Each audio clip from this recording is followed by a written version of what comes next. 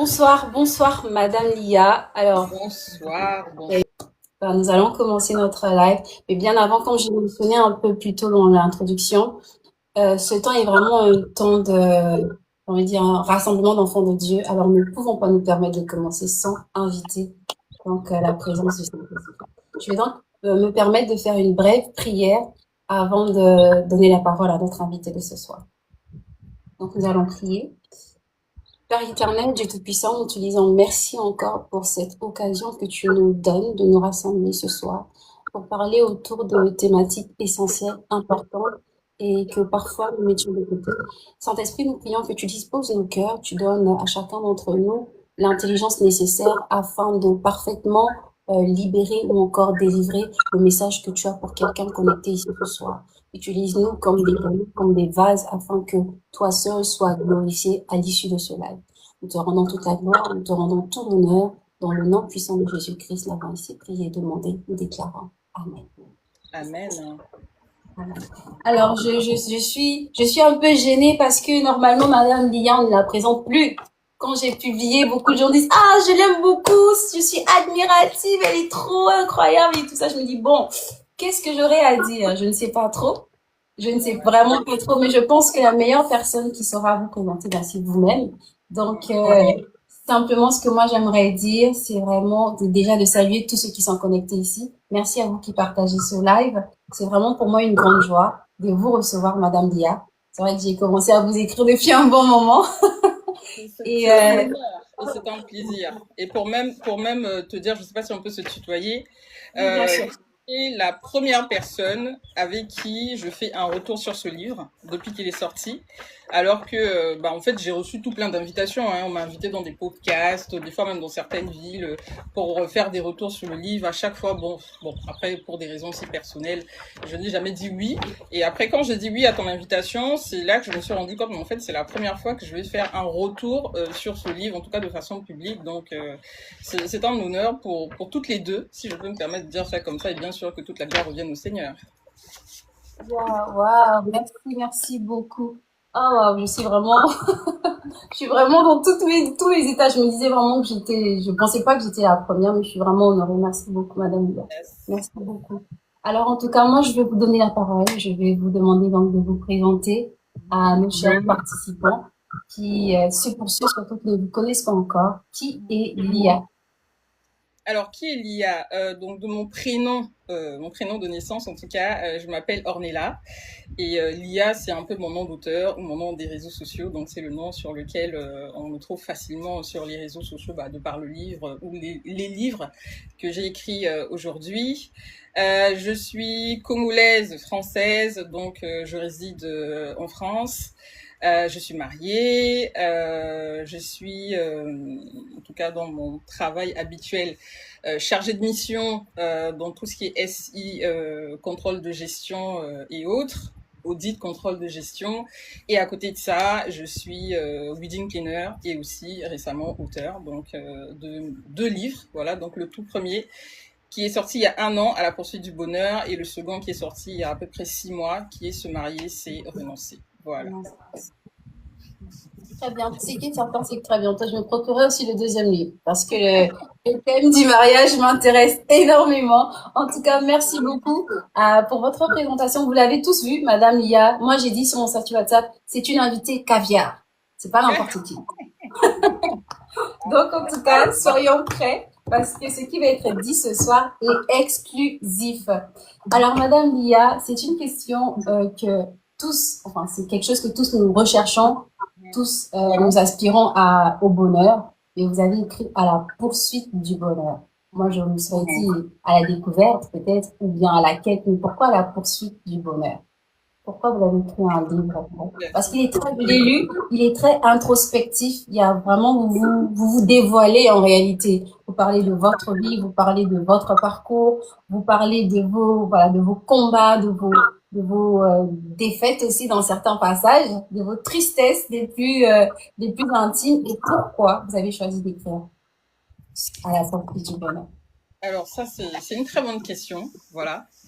Donc déjà, oui, je rigole un peu parce que dans les commentaires, il y en a qui disent que j'ai oublié de dire que je suis la fille préférée de Dieu. Mais Oui, ça, exactement.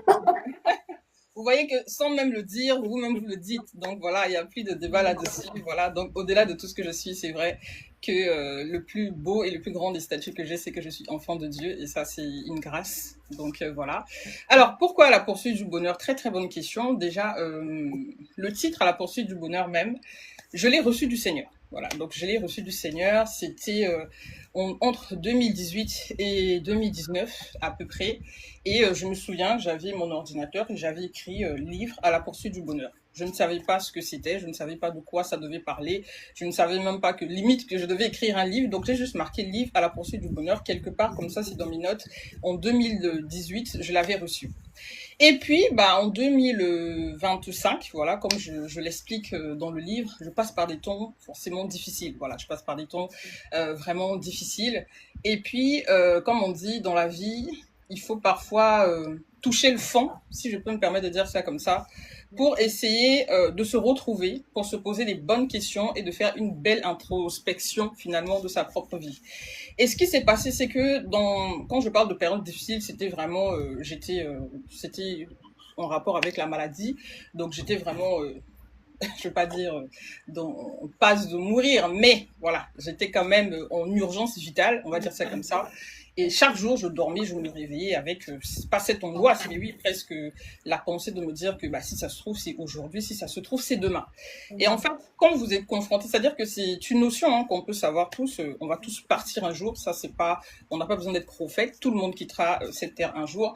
Mais lorsque vous êtes confronté à cette réalité au quotidien, ça vous pousse vraiment à vous remettre en question. Ça vous pousse en fait à vous poser des questions du style mais est-ce que les choix que j'ai faits ce sont des bons choix?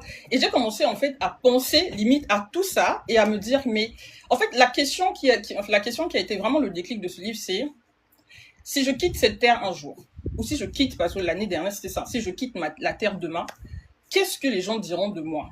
Ou qui sera à même de raconter mon histoire, de raconter ce que j'ai vécu et ce que j'ai traversé. Et là, je fais le tour de la question et la réponse est personne. Je dis bien absolument personne. Parce qu'il faut savoir, et ça c'est une vérité hein, d'ailleurs, lorsque les gens meurent aujourd'hui, tout le monde ne vient dire que le bien, c'était une bonne personne. Même Hitler, quand il est mort, on est venu dire que c'était une bonne personne. Bref, c'était une parenthèse. Mais voilà, c'est pour dire que la mort a toujours ce côté où on vient enjoliver les choses. Tout le monde ne va venir dire que le positif et ainsi de suite. Mais qui va parler en fait de mes batailles? Qui va parler de mes temps difficiles? Parce que j'estime que dans les temps difficiles et dans, comment je peux dire, dans la dépression et dans la période par laquelle je passais, c'était une période qui était très difficile, mais qui était aussi très enseignante parce qu'elle me rendait lucide sur la vie, elle me rendait lucide sur la réalité d'être en vie, sur les choix que j'ai faits, pourquoi j'ai fait ces choix-là, qu'est-ce que ça m'a apporté, pourquoi ci, pourquoi ça. Et je me suis rendu compte que il y avait tout un tas d'enseignements et de leçons par rapport à tout ce que j'ai traversé qui étaient là, posés en moi. Et si demain, il m'arrivait de partir, personne ne devait être au courant de ce qui s'est passé. Et là, je me suis posée, je me suis dit, bon, comment je peux faire pour laisser une trace de mon passage sur Terre? Mais c'est vraiment ça, hein. Je me suis posé la question de savoir, je me suis dit, bon, par quel moyen je peux laisser une trace et que ce soit mon histoire à moi raconter, que ce ne soit pas quelqu'un qui va venir le jour de mes funérailles pour dire que oui, elle était ceci, elle était cela, ainsi de suite. Non, c'est mon histoire par moi, c'est-à-dire que c'est moi qui choisis les ondes que je veux partager, où est-ce que je vais rentrer. Parce que j'ai envie de dire que chacun de nous ici, peu importe que ce soit ton père, ta mère, ton conjoint, tes enfants, il n'y a personne qui a marché dans tes pas, il n'y a personne qui a vécu tes épreuves, il n'y a personne qui a traversé tes difficultés, donc il n'y a personne qui est capé, entre guillemets, pour venir s'asseoir et finalement raconter ton histoire et ta propre vie. Donc en fait, c'est ce qui s'est passé, c'est toutes ces questions existentielles qui se sont passées, et là, la réponse est venue comme un éclair de génie, encore là, une fois de plus, le Saint-Esprit. Le titre me revient, tu te souviens, il y a quelques années, je t'avais donné. Voilà, à la poursuite du bonheur. En fait, tout se connecte et je me dis, ah, donc c'était pour ce temps. Donc c'était un titre que j'avais reçu, je ne savais même pas dans quel contexte je devais écrire et je me suis dit, donc c'était pour ce temps. Et pareil, quand je commence l'écriture de ce livre, honnêtement, je ne savais même pas que ce livre devait prendre cette tournure. je me suis dit que bon, c'est un livre sur le bonheur, on va faire une introspection parce qu'en fait, les questions que je me posais dans mon état de détresse, de souffrance, de dépression, c'était mais est-ce que je suis vraiment heureuse? Mais qu'est-ce qui me rend heureux? Est-ce que tout ce qui est autour de moi, finalement, ça contribue à mon bonheur? Et ainsi de suite. Et je me posais toutes ces questions. Et finalement, j'avais pas forcément les réponses. Et c'est au fur et à mesure de l'écriture, je me suis dit, bon, je commence. Et après, je commence par mon enfance. En fait, quand ça a commencé, c'était vraiment comme une espèce de comment je peux dire, de biographie. Parce que souvenez-vous, le but, c'était de laisser mon histoire. Je voulais écrire juste mon histoire et tout. Et après, je ne sais pas comment le Saint-Esprit est venu se mêler à cette histoire. Et d'une histoire qui devait juste être une biographie, une histoire simplement, ça a commencé au fur et à mesure à aborder des questions vraiment où moi-même, je me disais, mais pourquoi on ne parle pas de ça? Pourquoi on ne parle pas de ce sujet? Pourquoi on ne parle pas de tel sujet? Pourquoi on ne parle pas des transmissions? Pourquoi on ne parle pas des blessures intérieures? Pourquoi on ne parle pas de la dépression? De la parentalité aussi. Voilà. Pardon? De la parentalité aussi. De la parentalité. Voilà. En fait, et ensuite, je vous assure qu'au fur et à mesure de l'écriture, c'est comme si c'est le Saint-Esprit. J'ai écrit ce livre en un mois. Je ne sais pas si vous vous rendez compte. En un mois, j'ai écrit ce livre. En même temps, c'est normal. Quand j'ai commencé, j'avais une urgence dans ma tête parce que je me faisais opérer. Donc, je me disais que quand je pars dans le bloc, là, je ne sais pas si je vais arriver, je ne sais pas si je vais arriver. Donc, il me faut impérativement terminer ce livre avant d'aller au bloc. Donc, c'est vrai que j'avais cette urgence, mais quand même pour avoir l'inspiration de traiter tous ces sujets. En fait, ça a découlé. En fait, je dormais, je me réveillais, j'écrivais. Je dormais, je me réveillais, j'écrivais. Je dormais, je me réveillais. Et en un mois, le livre est terminé. Et là, je me dis, oui, ça c'était vraiment le Saint-Esprit. Le début, quand ça a commencé, quand je voulais rentrer dans cette histoire, je voulais juste laisser une trace. Et finalement, c'est parti en véritable souhait d'introspection où chacune des personnes, c'est-à-dire que ça parle, d'abord, c'est pas une question de femme, c'est pas une question d'homme, ça parle à l'être humain, à la personne. Voilà, c'est ça. En fait, ce sont des thématiques ou des thèmes où chacun de nous s'arrête, se pose des questions. Quand je dis toujours que tu finis de lire ce livre, si tu sors de là, comme tu es rentré, ou indemne. C'est quand même pas. Voilà, c'est vrai que tout le monde est à sa propre sensibilité, tout le monde sera touché d'une manière ou d'une autre, ça c'est vrai. Mais en tout cas, jusqu'aujourd'hui, je n'ai encore jamais entendu quelqu'un qui a lu le livre et qui est ressorti de ce livre. En fait, non. À chaque fois, j'ai toujours eu des retours chaleureux et tout, et surtout, bah, les gens saluent aussi la sincérité des écrits et le fait que je peux rentrer en fait dans certains détails, bah, du coup, des parties sombres aussi, si on peut dire, ou difficiles. Parce que même dans la vie de tous les jours, en fait, on vit toujours dans un monde de Disney, je trouve. On veut toujours vendre le monde parfait, écrire de belles histoires, un peu comme Disney, d'écrire heureux, il y a beaucoup d'enfants, alors que c'est faux. Dans le quotidien de tout le monde, on a des défis, tout le monde se bat avec certaines choses, il y a des temps tellement difficiles, il y a des temps tellement compliqués. Moi, je me suis dit, mais qui écrit sur ces sujets? Qui arrive pour dire que ben, là, c'est difficile, là, c'est compliqué, là, je suis tombée, là, je me suis trompée? Qui assume finalement que ce soit les erreurs ou que ce soit les enseignements même tirés de ces erreurs-là, qui les assume et qui limite pas les expose au grand jour. On fait enseignement déjà pour soi-même et en plus pour tous ceux qui vont lire. Et là, je me suis rendu compte, mais on ne le fait pas souvent. Et c'est ça, en fait, c'est tout cet esprit-là qui m'a animé à écrire ce livre, voilà, qui est rempli d'authenticité. Voilà, je pense que le mot maître de ce livre, c'est vraiment authenticité. En tout cas, moi je pense que c'est vraiment le mot approprié. Parce que comme vous l'avez dit, c'est vrai que la lecture, lorsque l'on lit un ouvrage, nous avons vraiment l'impression de nous connecter à la personne. Mais avec cet ouvrage, c'est vraiment différent. On a limite l'impression d'avoir une conversation avec vous, voilà, de se dire que c'est vous qui nous parlez. Exactement. C'est vraiment c'est moi ça qui m'a marqué. On a vraiment l'impression que voilà, vous êtes une amie qui décide de j'ai vécu certaines choses, j'ai besoin de parler. Même au niveau des textes, c'était vraiment du c'est-à-dire que j'aurais pu le reformuler de façon littéraire, vous savez, non. Oui, c'est vraiment, voilà. Comme si je parlais, voilà, c'était ça. C'était vraiment, comme on dit toujours, l'urgence. En fait, c'était toute cette urgence-là qu'il y avait dans ce livre. Il faut que ça sorte, il faut que ça finisse, il faut que je ne suis pas dans les formes et tout, parce que si je m'arrête et que je commence à penser aux formes, je vais commencer à me dire, est-ce que ça, je parle de ça? Est-ce que ça, je parle de ça? Est-ce que ça, je parle de ça? Je dis non. Ce qui est là, ça coule, ça n'a qu'à couler. Et tout ce qui va sortir n'a qu'à sortir. Et ça a été une vraie thérapie d'ailleurs. Voilà, pour tous ceux qui passent par des temps difficiles. Voilà, il faut essayer de trouver quelque chose qui va être justement une thérapie, un tremplin quelque chose qui va être aussi un élément de guérison, hein, finalement. Et moi, ce livre a été une thérapie. Je l'ai écrit en riant, je l'ai écrit en pleurant.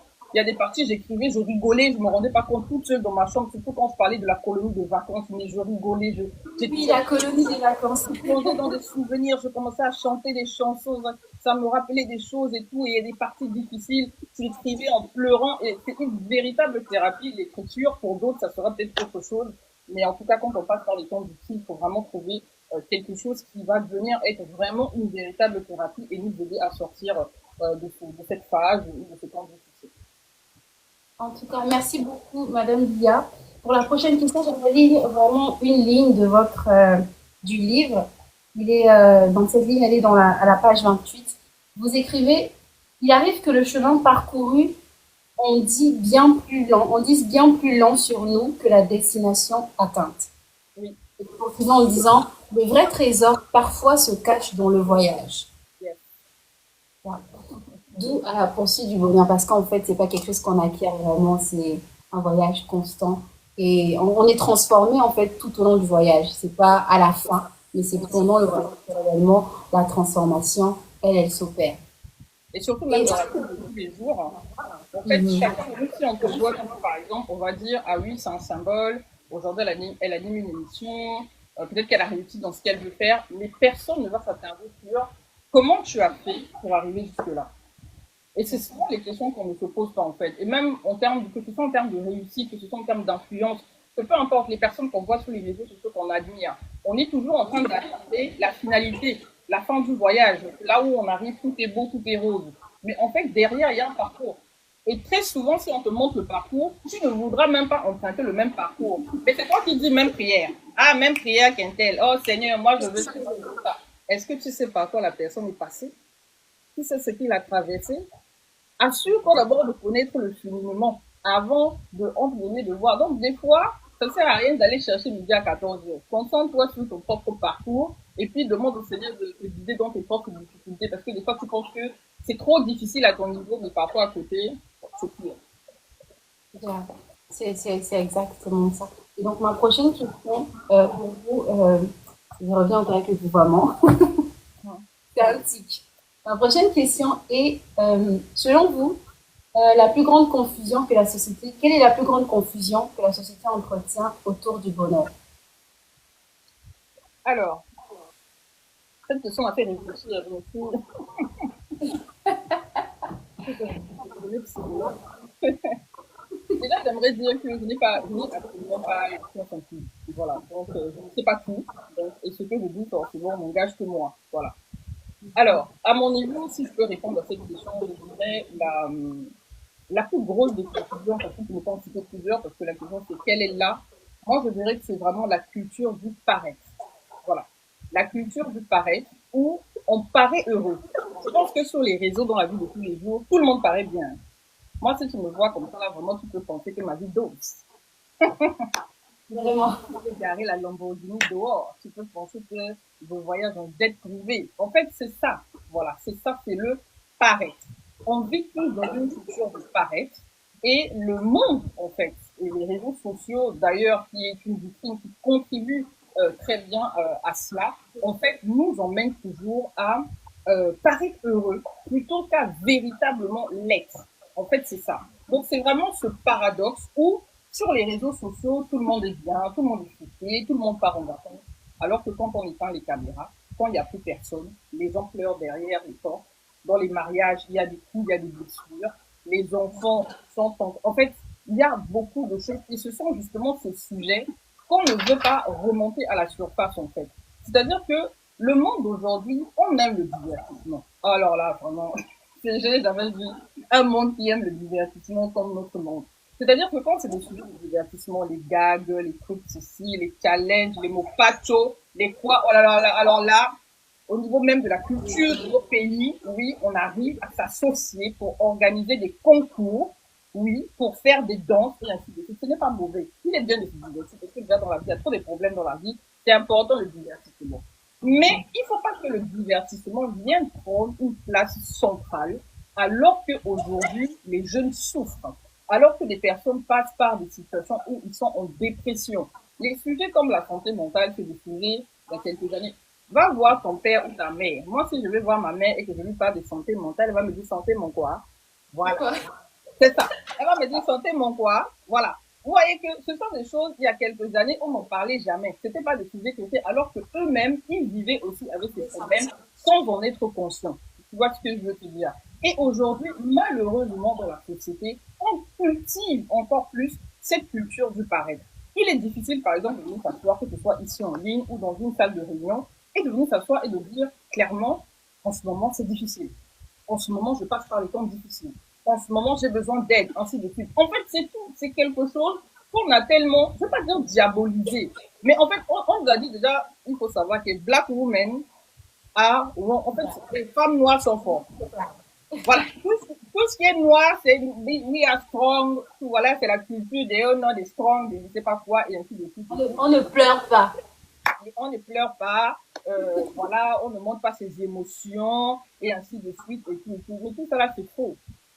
Tout ça là, c'est faux, parce que la vérité, si chacun de nous est honnête avec soi-même, mais tout le monde a, comment je peux dire, ces temps de bonheur, ces temps de happiness, et aussi ces temps de tristesse, de remise en question, où les choses forcément ne marchent pas forcément, où tu te poses des questions sur ta vie. Mais combien sont sincères avec ces temps? Combien sont sincères avec le fait que, ah, bah, en fait, moi, dans mon mariage, c'est difficile, c'est compliqué, ainsi de suite et tout. Surtout sur cette question. Alors là, c'est un autre sujet, ça concerne le deuxième livre, mais ça rejoint un peu aussi la culture du paraître.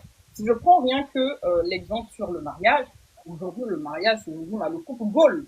Voilà, c'est afficher le couple goal, porter la robe blanche et ainsi de suite et tout. Tous les couples sur les réseaux sociaux paraissent parfaits, paraissent sans problème. Et puis un jour, on apprend que féminicide. Et puis on apprend que je ne sais pas qui a fait ceci, qui a fait cela. Vous savez, même pour être honnête sur cette question, j'ai assisté à des mariages, depuis que je me suis mariée, j'ai assisté à des mariages où lorsque j'appelle pour prendre des nouvelles, on me dit qu'ils ne sont plus ensemble. Ah bon? C'est-à-dire, ah bon? Ok. Donc en fait, pour te dire quoi, on a célébré le mariage à la place publique. Ça, on a tous vu, on a tous été témoins. Mais quand il y a séparation, on n'est pas informé. Donc, on croit les gens se dire, ah non, non, ça fait 2 ans qu'on est plus ensemble. Ah bon? Mais comment ça se fait que ça fait 2 ans? Mais informez-nous quand même. C'est nous, nous avons assisté à notre mariage. On n'est pas au courant. Comment ça se fait? Non, mais en fait, tout ça pour dire que dans la culture dans laquelle on vit que dans la culture de la positive attitude. Moi, je suis même contre avec toutes ces choses des positives attitudes, attirer les positifs et ainsi de suite. La vie, elle est faite de saisons. Elle est faite de saisons positives comme elle est faite de saisons négatives. Et toutes les saisons sont importantes. Moi, si je n'avais pas pris le temps d'écouter mes émotions quand je passais par ce temps difficile, c'est que ce livre ne serait pas lu. Voilà. Donc, en fait, tout est important. Comme dit la Bible, tout arrive pour un but et tout ce que Dieu fait est bon. Si je peux me permettre de dire ça comme ça. Tout ce que Dieu fait est bon. Voilà. Tout ce que Dieu fait est bon. Les temps difficiles ont un but. Les temps difficiles ont un but. Les épreuves ont un but. Tout a un but. Donc, il faut apprendre à accepter ces saisons, à traverser ces saisons. C'est pas très un peu d'artiste, c'est pas le 14 juillet. Voilà. Donc, tout ça pour dire qu'il faut apprendre à accepter toutes les saisons qui passent par nos vies parce qu'on ne sait jamais quels sont les éléments ou les choses que ces saisons vont nous apporter. Et je peux vous assurer que les temps difficiles sont souvent plus bénéfiques que les temps de happiness. Les temps de happiness, c'est un bonheur immédiat, c'est l'euphorie de temps en temps et ainsi de suite. Alors que les temps difficiles vont te pousser à prendre des temps de solitude. Et cette solitude sera nécessaire. Mais c'est important d'être seul dans la vie. Moi, je peux pas les gens souvent, oui, mais la solitude, mais c'est important d'être seul dans la vie. Quand il faut que tu réfléchisses sur ta vie, les directions à prendre, tu peux le faire dans le bruit, alors que tu es à gauche, à droite et tout, il y a des gens, non, il faut prendre des temps de solitude.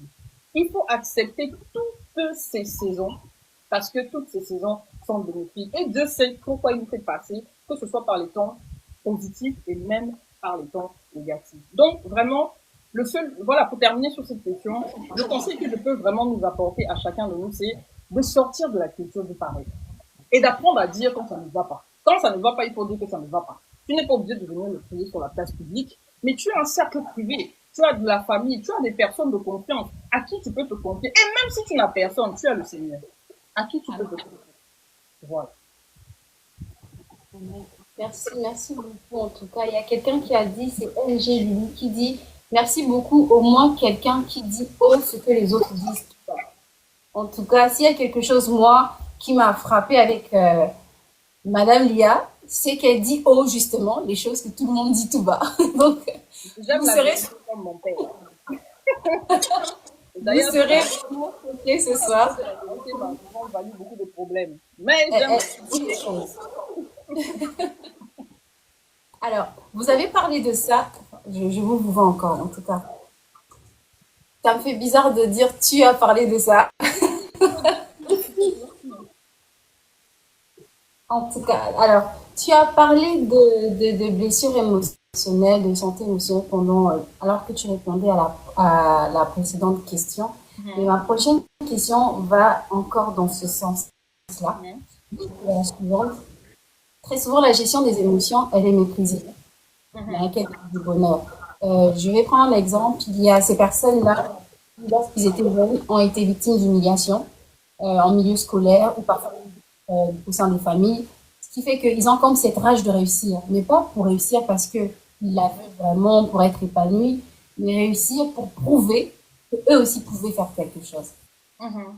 Alors ça va faire que, c'est vrai, ils vont réussir, mais ils auront comme ce ressentiment, cette espèce de haine en eux pour toujours prouver que eux aussi valaient quelque chose, eux aussi avaient quelque chose à donner. Je ne sais pas si c'est en mieux. Alors ma question maintenant, donc la suivante. La gestion des émotions est très souvent méprisée dans la quête du bonheur et vous en parlez dans votre livre. Qu'est-ce que vous pouvez nous dire sur l'importance de maîtriser nos émotions? Alors, donc ça, je sais que c'est les questions des psychologues.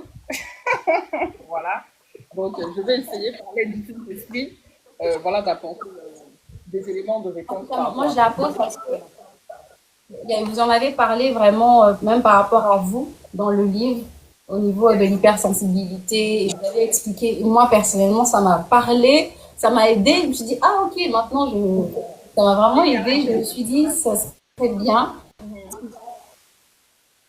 Exactement, exactement. Il y a beaucoup de personnes qui sont hypersensibles, mais qui portent cette couverture de dur à cuire. Et vous avez dit que c'était votre cas aussi.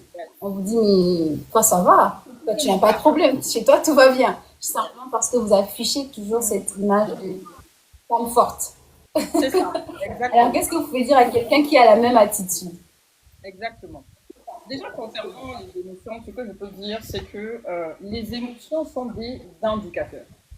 Les émotions ne sont pas des choses qui sont là pour être refoulées, entre guillemets, ou pour aussi se laisser dominer par elles. Mais dans tous les cas, il faut les écouter. Quand on est en colère, il y a une situation qui fait qu'on est en colère. Quand on est triste, il y a une situation qui fait qu'on est triste. Si on pleure, il y a une situation qui fait qu'on pleure, et ainsi de suite et tout. Donc, voilà, donc par rapport à nos émotions, bon, ça c'est un travail, bien sûr, qu'il faut aller chez les psychologues, c'est pas nous qui allons vous dire comment maîtriser vos émotions, comment gérer ses émotions, mais une chose est sûre, une personne qui se laisse conduire par ses émotions, vous allez voir, hein, la colère, même la Bible dit que c'est une courte folie. Quand tu t'énerves, tu commences à bavarder partout, ainsi de suite, tu te réveilles le matin, tu te dis, attends, c'est moi qui ai fait ça, mais pourquoi j'ai fait ci? Voilà, parce que tu étais dans un état où tu n'as pas su gérer, en fait, tes émotions. Maintenant, pour revenir sur ta question des caractères de contraste. En fait, ce dont notre hôte parle, c'est que dans la vie, il y a des personnes qui peuvent être à la fois hypersensibles et puis à la fois fortes. Moi, par exemple, c'est mon cas. C'est-à-dire que de nature, je suis quelqu'un qui a, bah, on va dire, qui a du caractère, si on peut dire ça comme ça. En tout cas, je ne suis pas timide. Hein. Ça, c'est sûr. Je ne suis pas quelqu'un de timide.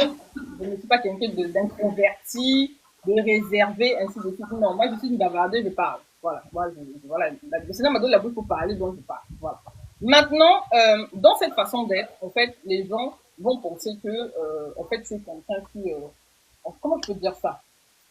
C'est comme si tu es quelqu'un qui encaisse tous les coups. Voilà, qui encaisse tous les coups, tu es dur, tu peux plus supporter, alors que c'est très souvent même le contraire.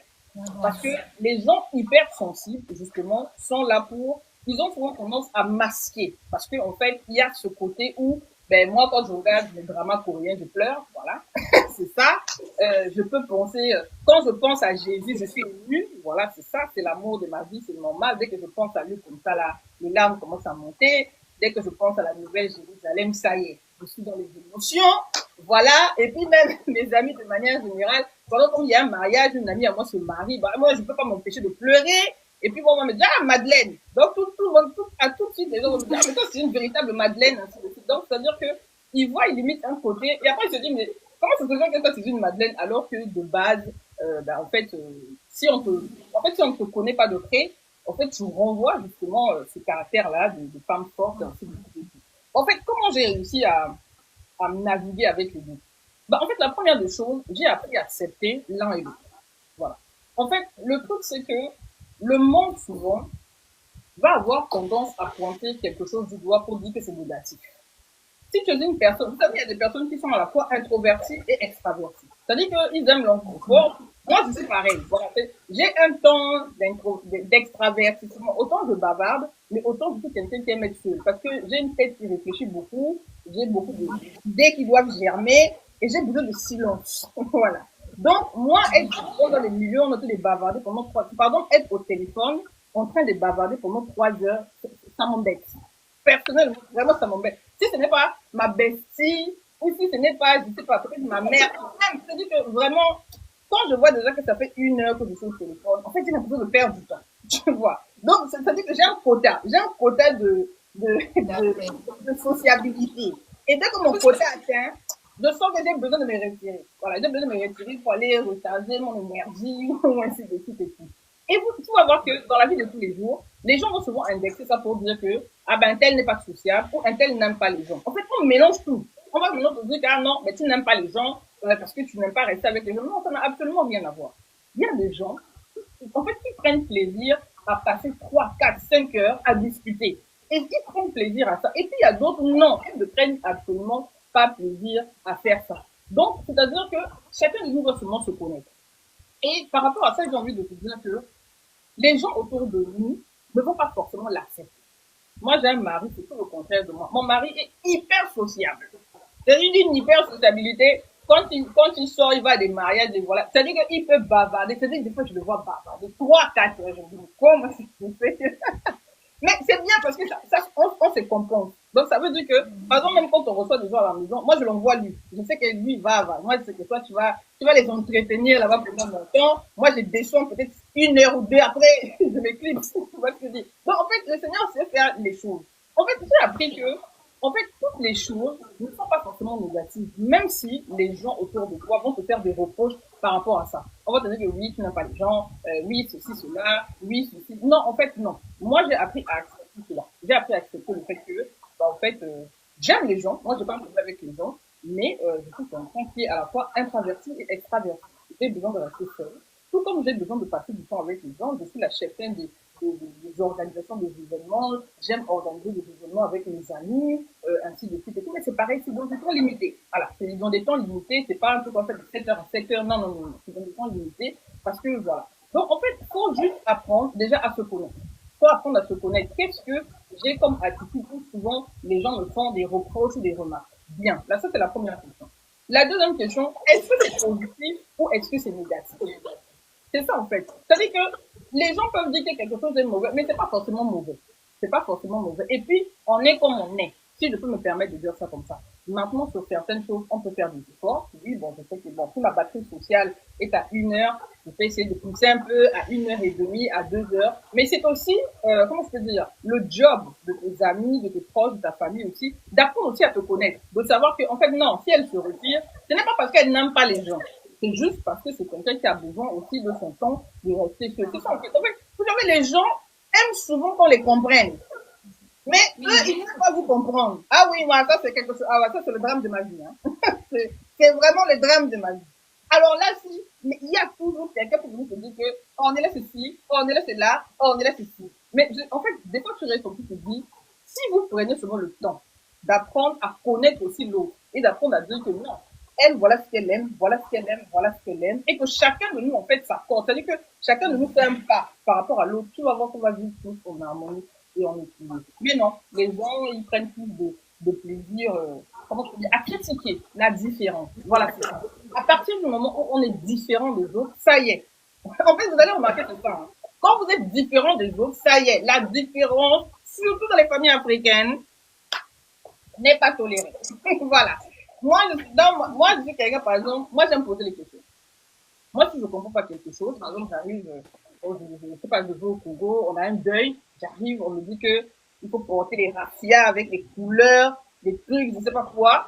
Moi, je vais poser la question de savoir c'est pourquoi. Quel est l'intérêt pour moi de mettre ça? Ça m'apporte quoi? Et puis là, on commence à me dire que non, tu fais ta journaliste, c'est la culture. Moi, je dis les cultures qui ne s'expliquent pas, moi, je ne suis pas dedans. Voilà. Moi, je dois, mais c'est vrai, moi, je dois comprendre ce que je fais. Voilà. Et tu vas voir que le fait justement d'être comme ça, d'être quelqu'un en fait qui questionne les choses. Ah bah d'ailleurs, tu peux penser que mon livre là est sorti en paix. Mon livre n'est pas sorti en paix, mais d'abord j'ai consulté personne. C'est un projet personnel parce que s'il fallait consulter des gens, je pense que il y a des parties surtout qui parlent des transmissions. La question des transmissions des familles africaines, quand je suis rentrée dans ce sujet, je savais déjà que là, il faut pas que ça tombe sur les mains de mes enfants. Voilà. Et même la parentalité aussi. Et même la parentalité. Les autres maris, Moi, quand je l'ai lu, mettre la pression sur les gens, oui, les enfants, les ceci, les cela, en quoi ça vous concerne? C'est vous qui allez faire la layette? Je ne sais pas. Les gens passent peut-être à des difficultés, vous n'en savez rien, vous venez de des questions exclusives. Mais c'est surtout les Africains. Parce que moi, je vis en Europe, je vois les deux cultures. Hein. Les Européens, ils ne sont pas trop. Les Africains, ils arrivent dans ta vie privée, ils ne te posent même pas des questions, ils rentrent directement. Oui, pourquoi il n'y a pas ci? Oui, pourquoi il n'y a pas ça? Est-ce que ça te concerne, papa? Est-ce que ça te concerne, maman? Après, si tu dis ça, non, tu es impoli, il faut maintenant trouver encore des formules pour essayer d'expliquer aux gens et tout, et tout. Non, voilà, donc, non, non, mais en fait, non, tout ça pour dire que, en tout cas, la différence, de manière générale, quand vous êtes différent, vous allez voir, hein, si vous avez un caractère, quelque chose qui est différent de votre fratrie, surtout dans la fratrie, ça commence dans la fratrie, hein, les frères et les sœurs, on va dire que, ah, elle, là, c'est une européenne, voilà comment elle parle, elle aime les journalistes, il toujours à poser des questions et tout. Mais qu'est-ce que le fait de vouloir savoir? Je sais pas, vous avez un problème avec la connaissance. Vous avez un problème avec la connaissance dans ce pays. Vous aimez l'aliénation. Voilà. Vous aimez être aliéné, on est dans des choses, on fonce comme ça, tête baissée, guidon, on ne sait pas où on va. Et puis on va te dire que c'est la culture. Ah non, moi, je ne refuse pas ma culture. J'aime ma culture. Mais si je ne comprends pas, je pose des questions. Et les choses qui n'ont pas de réponses, je ne suis pas dedans. Tout simplement. Donc voilà un petit peu. Et, en fait, j'ai envie de dire que tout ça, pour clôturer même par rapport à cette question, c'est en fait l'acceptation de soi d'abord. Il faut apprendre à s'accepter soi-même avant de, comment je peux dire, de vouloir la validation des autres. Si en fait tu es une personne qui attend toujours la validation des autres, tu vas voir que quand on va te dire que tu n'es pas sociable, ah, tu es trop sensible, ah, tu as trop un caractère, ceci et tout de suite, tu vas commencer à te remettre en question et à vouloir t'adapter maintenant aux autres. Et c'est là le piège. Le piège, c'est quand on commence à avoir une attitude caméléon, avec les verts, tu es vert, avec les rouges, tu es rouge, avec les noirs, tu es noir. Moi, je suis comme je suis là. J'ai dit toujours aux gens, vous me prenez comme ça. Si ça vous plaît pas, vous me déposez à la gare. Et je continue mon chemin. et justement, par rapport à ça, il y a Grace Boula qui demande, elle dit, vous avez parlé d'apprendre, enfin, oh, le vouvoiement. Tu as parlé d'apprendre à se connaître et il y a justement Grace Boula qui dit, mais comment faire pour apprendre à se connaître? Mais je pense que tu as donné un bout de réponse au départ. Tu disais poser des questions autour de soi. Comment on fait Mais pour en tout cas, moi je te pose la question à se connaître. Oui. ça, c'est une grande question. Ça, c'est les questions des philosophes qui commencent par je pense donc je suis.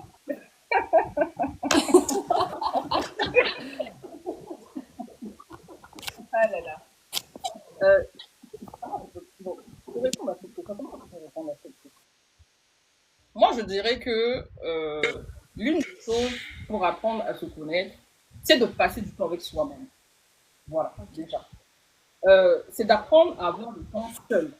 Ça, c'est très important. Vous savez, il y a des personnes qui fuient leur propre compagnie. Tu as toujours besoin d'avoir une copine, une bestie, une amie, non, tout est clair. Tu es en train de fuir quoi? Tu fuis quoi? Tu fuis les démons qui sont en toi, tu fuis les esprits. Qu'est-ce qu'il y a en toi qui te fait fuir ta propre présence ou qui ne te réjouit pas de ta propre présence? Donc, moi, la première des choses, c'est vraiment déjà de passer du temps avec soi-même.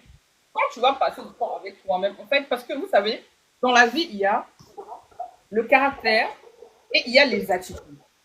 Le caractère, c'est ce qu'on est. Et l'attitude, c'est ce qui va dépendre de ce qui est en face de nous. Si tu tombes sur quelqu'un qui te fait du mal, tu vas voir que tu peux avoir une certaine attitude. Mais parfois, ce n'est pas ce qui est en toi. C'est une réaction à la personne qui est en face de toi. Vous voyez? Donc, c'est pour ça que c'est important, en fait, souvent, quand je veux dire, le bruit qu'il y a souvent autour de nous, les amis, les ceci, les cela, il faut apprendre à passer du temps avec vous-même. Loin, les esprits, loin, en fait, justement, du bruit, loin des avis des gens, surtout les avis des gens. Vous ne pouvez pas vous définir en fonction de ce que les gens disent de vous. C'est tout ça. Et puis, vous savez, les gens sont champions pour donner les étiquettes. Hein. D'ailleurs, j'en parle longuement dans mon livre.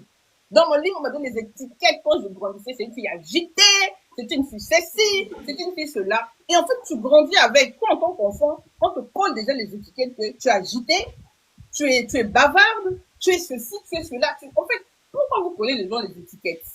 Parce que peut-être toi, donc, je sais pas, dans ta famille, tes enfants sont peut-être plus calmes. Moi, j'arrive, oui, je suis comme on dit chez nous, un peu dégagé.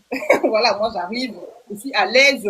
En fait, vous savez, les gens ont même souvent tendance, comment je peux dire, à vous faire remettre en question. Et puis quand tu rentres chez toi, tu commences à te dire, ah, mais est-ce que c'est une bonne chose que je fasse ci? Est-ce que c'est une bonne chose que je fasse ça? Donc en fait, tout ça pour dire que ce que vous êtes, c'est ce que vous faites naturellement, nonobstant en fait, les influences extérieures. En fait, ça ne dépend pas des autres. C'est ce que tu fais naturellement. Par exemple, quand tu te lèves le matin, ce que tu vas faire naturellement. Moi, par exemple, je suis quelqu'un, je pense que ça se voit. Je suis quelqu'un qui est hyper, en fait, je suis très taquine. Je suis très taquine de nature. Je taquine et tout. Si tu es mon ami, je te taquine pas. Voilà, d'abord, je n'ai pas les amis qui taquinent. D'abord, pour commencer. Tous les amis, mais oui, c'est vrai, toutes les personnes qui sont rentrées dans ma vie qui ont été susceptibles, à la deuxième occasion, on s'est bloqué. Si je peux me permettre de dire ça comme ça, vous voyez. Donc, en fait, toutes les personnes qui vont me connaître doivent déjà savoir que moi, je suis pour moi taquine. Et la taquinerie, ça fait partie, en fait, si tu veux aussi, de mon langage de l'amour. Donc, il y a personne, par exemple, qui va venir me reprocher, me dire, ah, on est là, je n'aime pas ta taquinerie. Si tu n'aimes pas ma taquinerie, ça veut dire que c'est moi que tu n'aimes pas. Parce que la taquinerie fait partie de moi. Bien sûr, quand je parle de la taquinerie, c'est pas la taquinerie qui blesse. Non, c'est pas la taquinerie qui fait mal. Non, il faut qu'on mette ses limites, si je peux le dire ça comme ça. Et même les personnes en fait aussi ont leurs limites. On peut rire de tout, mais tu peux voir que moi-même j'ai des amis, j'ai même une amie d'ailleurs, j'adore la taquiner, mais je sais aussi à quel moment, entre guillemets, je suis allée un peu plus loin, un peu trop loin, si je peux dire ça comme ça, dans la taquinerie. Et à ce moment-là, je me dis, non, là, il faut que je temporise. Voilà. Elle me supporte, mais je sais qu'à un moment donné, il faut temporiser aussi. Voilà. Donc, tout ça pour dire que il faut se connaître. Et se connaître, ce sont ces choses-là qu'on fait naturellement. Et même quand les gens viennent te reprocher, ah, pourquoi tu es ci, pourquoi tu es là. En fait, à partir du moment où tu sais que ce que tu fais n'est pas dans un but négatif, que ce que tu fais n'est pas pour faire du mal aux gens et tout. Moi, par exemple, à l'époque, avant le Seigneur, moi j'étais quelqu'un de très moqueuse. Ah, je pense qu'il y a des gens dans ce chat. On a été au collège, au lycée ensemble, ils le savent. On avait même un carnet où on appelait le carnet de fautes. Donc, tu fais une faute devant nous, on note la faute et puis on rigole de ça toute l'année, si je peux me permettre de dire ça comme ça. Ça, c'est quelque chose qui n'est pas positif. Et quand je suis arrivée dans le Seigneur, même le Seigneur a temporisé ça. De toute façon, même la moquerie n'est pas une bonne chose dans le Seigneur. Voilà. Donc, ça, à partir du moment où je suis arrivée dans le Seigneur, c'est le Saint-Esprit qui a calmé ça, qui dit que non, non, non, ça, ce n'est pas une bonne chose, ce n'est pas un bon caractère, ce n'est pas une bonne façon de faire. Donc, tout ça pour dire aussi que dans notre façon d'être ou dans nos caractères, il n'y a pas que de bonnes choses. Hein. Vraiment, vous avez aussi ces slogans-là qu'on aime souvent sur les réseaux sociaux. No one can judge me. Il faut arrêter ça. No one can judge you. Comment? Tu es parfait. Tu n'es pas parfait. Il n'y a personne qui est parfait. On n'est pas parfait. Personne n'est parfait. Voilà. Donc, chacun de nous, en tout cas pour ceux qui sont enfants de Dieu ici, nous devons nous mirer à la lumière de la parole et des Écritures. Si le Saint-Esprit et même les autres, des fois te fait remarquer qu'il y a une attitude en toi qui n'est pas bien ou ainsi de suite et tout, prends le temps, oui, de te remettre en question, d'analyser un peu et de te dire, bon, est-ce que ça c'est bon, est-ce que c'est pas bon. De toute façon, le Saint-Esprit quand on va te dire, si c'est bien, il va te dire c'est bien, si c'est pas bien, il va te dire ce n'est pas bien. Voilà. Maintenant, ça c'est le côté comment je peux dire, caractère, bon ou pas bon. Maintenant, sur comment je peux dire ça, sur voilà, apprendre à se connaître soi-même, c'est vraiment voilà les choses où chacun de nous maintenant, si elle arrive dans une pièce, on n'a pas besoin de te dire. Je sais pas si vous connaissez la fille qui s'appelle Fanta. Sur les réseaux, s'appelle Fanta. La Guinéenne. Voilà, Fanta la Guinéenne, exactement. Or les Fanta, non, moi je l'ai jamais vue en vrai. Mais le peu que je vois sur les réseaux sociaux, non. C'est-à-dire que chaque fois que je la vois, je sens que la fille a un truc. Je sais pas, quand elle a... Elle a une aura. Et c'est ça, elle a la chose. Non, Oui. Fatou Fontaine est comme ça. Donc, quand elle arrive quelque part, maintenant, on va maintenant dire que, mais qu'est-ce que tu veux me montrer? Tu viens là hein, tu veux, non, ça, il faut laisser ça, hein, il faut laisser ça. Mm. Fonta, elle a de l'aura. Il y a des gens comme ça, quand ils arrivent quelque part et tout. Maintenant, si tu es conscient de ça, mais tu ne vas pas t'excuser d'avoir de l'aura. Peut-être que c'est la Oui. grâce que le Seigneur de Jésus Que t'a Dieu t'a donnée. donné. Entre plusieurs dons qu'il a peut-être donné autre chose aux gens. À partir du moment où tu es conscient, ah, le Seigneur m'a fait, moi par exemple, je suis quelqu'un, le Seigneur m'a fait grâce de créativité. Mais je ne veux pas m'excuser d'être créative. Non, je vais créer. Mais oui, c'est vrai.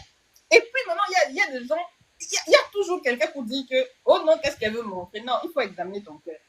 Parce que les gens ne sont pas forcément là pour montrer. Mais c'est vrai, regarde, quand ton cœur commence à sortir des anacondas.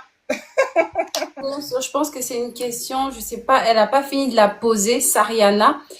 Bon, si j'essaie de comprendre ce qu'elle voulait dire, mais comment faire pour une personne qui est déjà introvertie de pouvoir se connaître? Parce qu'apparemment, elle dit qu'en tant que personne introvertie, elle passe déjà assez de temps seule. Donc, comment elle fait pour apprendre à se connaître? Comment il s'appelle? Il y a Sariana. Je ne sais pas si Sariana est encore là, si elle peut juste essayer reformuler sa question pour qu'on puisse comprendre et y apporter une réponse. Moi, j'ai envie de lui poser une question et c'est peut-être une question qu'elle peut se poser. Si je lui demande qui est Mhm. Sariana, qu'est-ce qu'elle va me répondre? Ok. Je pense qu'il faut qu'on prenne le problème à l'envers. Parce que moi, en fait c'est pas que je trouve ça bizarre, mais normalement, en tout cas à l'âge adulte où nous sommes, voilà, chacun de nous est quand même censé, à minima, se connaître. Après, on ne connaît pas forcément toutes les facettes de notre Oui. personnalité. Certaines continuent, hein, tout au long de la vie, on continue à se découvrir certaines facettes. Mais si tu es vraiment dans une période de ta vie où tu te dis, mais bien que je passe du temps seul, moi, j'arrive pas à savoir qui je suis et ainsi de suite. Bon, j'ai envie de procéder limite par question-réponse. Qui es-tu? Question.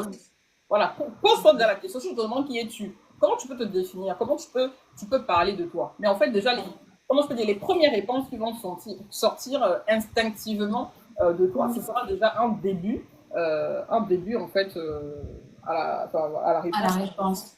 à ce que Ok. tu En tout, penses. en tout cas, Sariana, si tu es toujours sur le live, bah, comme Madame Lia nous l'a dit, pose-toi des questions. Qui es-tu? Et je pense que après avoir trouvé réponse à cette question, tu auras d'autres questions encore à te poser. Qui es-tu? Qu'est-ce que tu aimes? Qu'est-ce que tu n'aimes pas aussi? C'est important, ça. Qu'est-ce que tu aimes? Qu'est-ce que tu n'aimes pas? Qu'est-ce que tu peux supporter? Il y a, notre invitée nous a dit qu'elle a une tolérance. Je pense elle a un quota de sociabilité. Donc, au bout d'un certain temps, il faut qu'elle se retire, sinon, ça sera compliqué. Tout le monde Donc aussi. déjà, connaître ses limites, là, c'est déjà un début pour Voilà, se connaître et savoir où est-ce qu'on peut se positionner aussi hein, pour se protéger soi-même. En c'est tout ça. cas, nous allons donc poursuivre avec nos questions de ce soir. Il y a la question sur les blessures émotionnelles. Dans le livre, tu en as parlé des blessures émotionnelles très très vaguement, enfin pas vaguement, mais ces chapitres, ça m'a tellement touchée que j'ai pas voulu le relire deux fois comme sur les autres. Mais je pense que c'était au niveau quand tu es arrivé en Europe, quand tu as commencé, bon, tu as découvert l'Europe et après il y a eu la relation avec cet homme qui était marié au départ. Et en tout cas, cette partie-là, tu parlais vraiment de ton passé. Et je pense qu'il y a une partie où tu expliques que tu as commencé à faire une sorte d'introspection pour découvrir pourquoi tu t'es retrouvé dans ce genre de situation-là, par rapport à ce que les gens te disaient aussi. Et moi, ma question, c'est donc, à quel moment tu as découvert que tes blessures intérieures influençaient silencieusement ta manière de vivre, ta manière d'aimer, ta manière de percevoir le bonheur?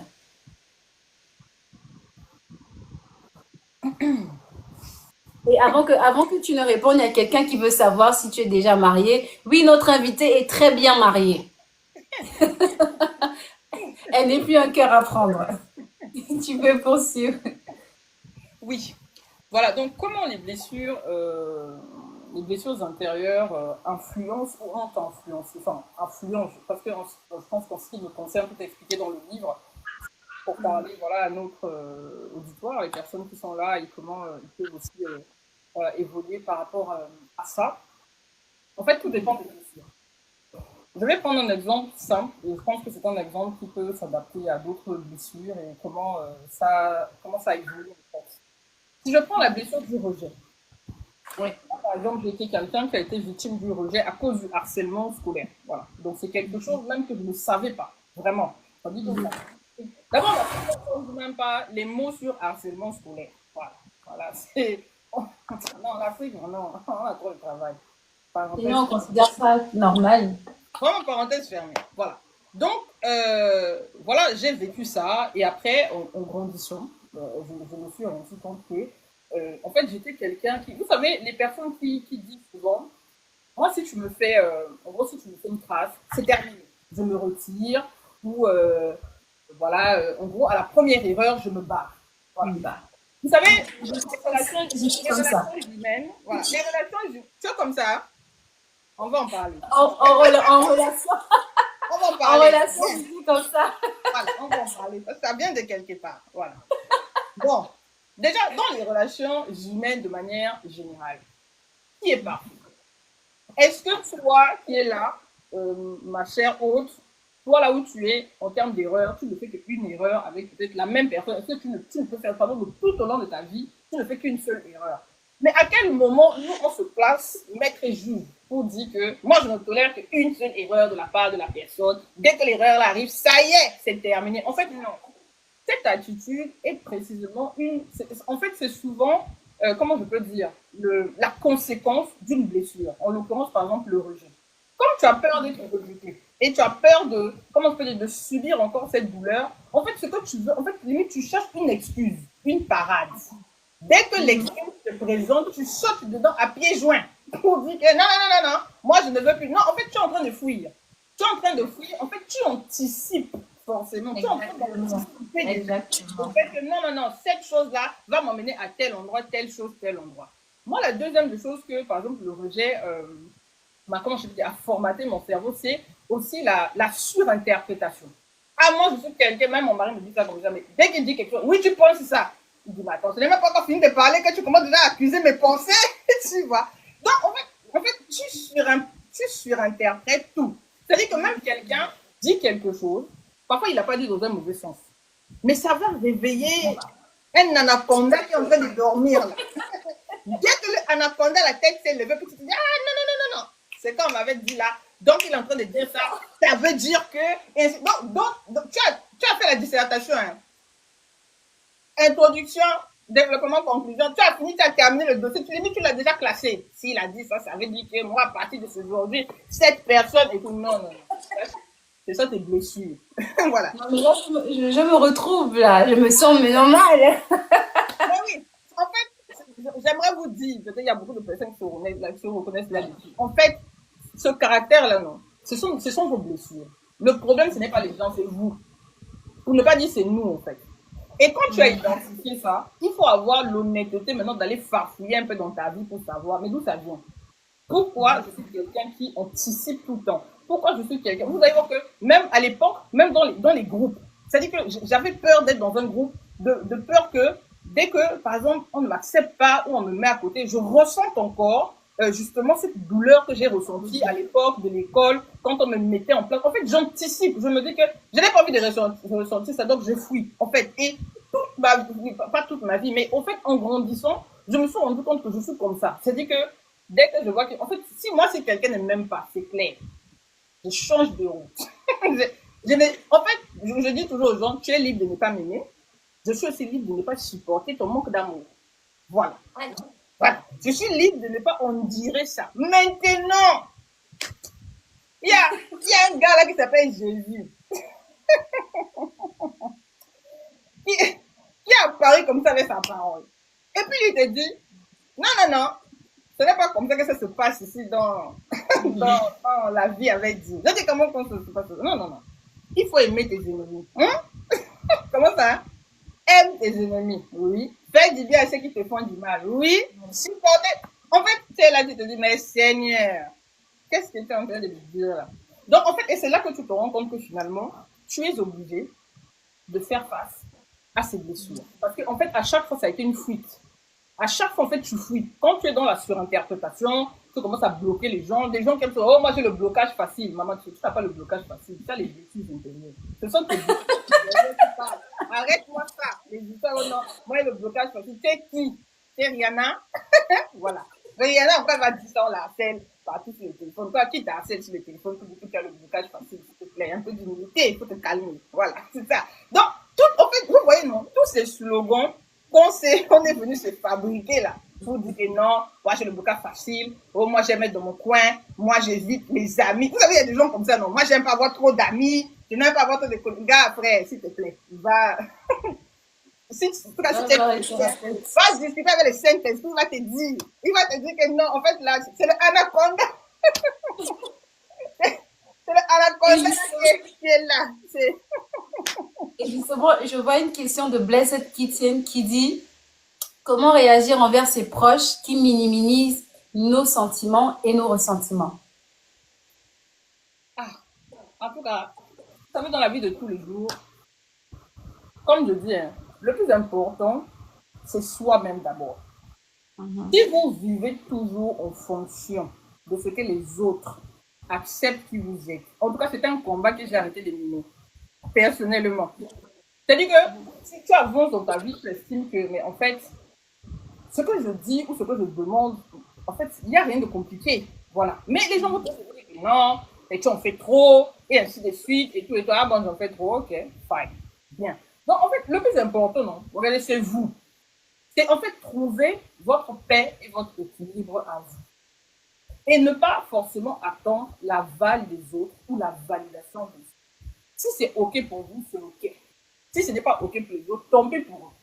Si je peux me permettre de dire ça comme ça. Maintenant, avec les gens que vous aimez, oui, vous allez peut-être faire, voilà, en fait, on va se supporter. De toute façon, dans la vie de tous les gens, on se supporte les uns les autres. Hein. Toute personne n'est parfaite. De la même manière que moi, je ne suis pas parfait, mon ami qui est à côté, s'il n'est pas parfait, parfait, il fait des choses qui m'énervent. Mais comme c'est mon ami, je l'aime bien. Donc, bon, je suis obligée quand même de la supporter. Voilà. Et puis, quand je dis ça, je me dis que bon, elle aussi, elle me supporte. Oui. Parce que moi, je suis aussi. Même moi-même, quand je vois, moi-même, je me fatigue des fois. Je suis là, parfois, je dis, mais là, vraiment, tu fatigues donc pas. Je comprends pourquoi les gens disent que tu es fatigante. Mais voilà. Donc, je sais que toi, dans le fait d'être fatigante, ah oui, elle ici me supporte, ils n'ont qu'à me supporter dans le fait d'être fatigante là. Moi aussi, je les supporte de leur façon d'être. Donc, on fait tout ça pour dire que, en fait, on ne peut pas changer le monde. On ne peut que, comment je peux dire, changer la façon dont chacun de nous, en fait, va vivre et appréhender certaines choses. C'est-à-dire que dans la vie de tous les jours, c'est comme, par exemple, le rapport au racisme. Je prends un exemple tout con. Hein. Comment on dit en France, il y a des racistes partout. Bon, moi, je ne vais pas m'arrêter sur le fait qu'il y a des racistes pour dire que non, mais s'il y a des racistes, je ne peux pas faire ça. En fait, il y en aura toujours. Vous voyez ce que je veux dire? Et je ne peux pas changer toutes les personnes de cette terre pour dire que non, il ne faut pas penser comme ci, il ne faut pas penser comme ça. Non, en fait, il y aura toujours de tout ça autour de nous. Il y aura des personnes qui iront dans notre sens et puis il y a des personnes qui n'iront pas dans notre sens. Le plus important, c'est vous. C'est apprendre, vous, à gérer le rejet, vous, apprendre à gérer les relations avec les autres, vous, apprendre à gérer. Si vous voyez déjà que vous êtes quelqu'un qui ne tolérez pas ci, essayez de voir pourquoi il y a ça en fait. Ça vient d'où? C'est important de savoir d'où ça vient. À partir du moment où vous savez d'où ça vient, vous pouvez vraiment commencer à faire un travail avec peut-être des professionnels sur le sujet pour vous aider, quoi. Mais sinon, de manière générale, c'est vous. Voilà, travaillez sur vous, laissez les autres faire ce qu'ils vont faire. Eux-mêmes, déjà, ils ont tous les anacondas à gérer. Chacun, c'est anaconda. Donc, chacun n'a qu'à gérer ses propres problèmes, ses propres blessures, les intérieurs, si je peux dire ça comme ça. En tout cas, Blessed Kitchen, j'espère que tu as pu avoir une réponse à ta question. Parce que la question, c'était comment réagir envers ses proches qui minimisent nos sentiments et nos ressentiments. Donc, notre invité a expliqué, a fait comprendre que déjà, il est question de soi. Donc, vraiment de se focaliser sur soi-même et pas sur les autres. Sinon, après, au final, on finira par vivre en fonction des autres et on deviendra des caméléons qui devront donc tout le temps devoir s'adapter à notre environnement et donc se perdre en fait soi-même. C'est de déjà savoir qui tu es, donc tes forces, faiblesses, et de savoir comment t'ajuster. Moi, je dirais ça, hein, t'ajuster à l'environnement sans pour autant te dénaturaliser aussi. C'est de te dénaturer. Yeah. Donc, si tu as une autre question, ben, si tu as peut-être besoin d'un éclaircissement Blessed Kitchen, n'hésite pas de laisser encore bah, ton souci dans la barre des commentaires pour que je puisse la lire et notre invité va apporter plus de réponses à tes questions, tes inquiétudes. Et même Alors par moi, rapport, j'aimerais... Oui. rapidement, pour Oui. rajouter quelque chose par rapport à cette question, vous allez voir Mhm. que c'est même quelque chose que vous pouvez rencontrer dans le mariage, hein. Si vous Ok. écoutez un homme qui n'est pas... pour les hommes et les émotions, bon voilà, c'est vraiment... C'est des cas très La rares famille. que vous tombez sur des hommes qui ont une bonne intelligence et une bonne gestion. Intelligence émotionnelle. Voilà. Parce que la Ouais. plupart, c'est des kamikazes, surtout les bantous de chez nous, hein, sans vouloir jeter la pierre, voilà. Surtout les bantous de chez nous, voilà. Donc, c'est des choses que, même dans le mariage, Ils sont connectés à les bons de chez nous, là. voilà. Vous pouvez rencontrer, quand vous arrivez dans le mariage, vous allez vous dire que non, moi, mon mari, il va prendre, en fait, il sera sensible à mes moindres désirs, quand tu vois que je suis fâchée, et ainsi de suite, puis tu vois comme ça, on t'ignore. Quand tu viens poser un problème comme ça sur la table pour dire que, ah non, mais ça, j'ai pas apprécié, ou ainsi de suite, donc comment ça te dit, mais je vois pas le problème.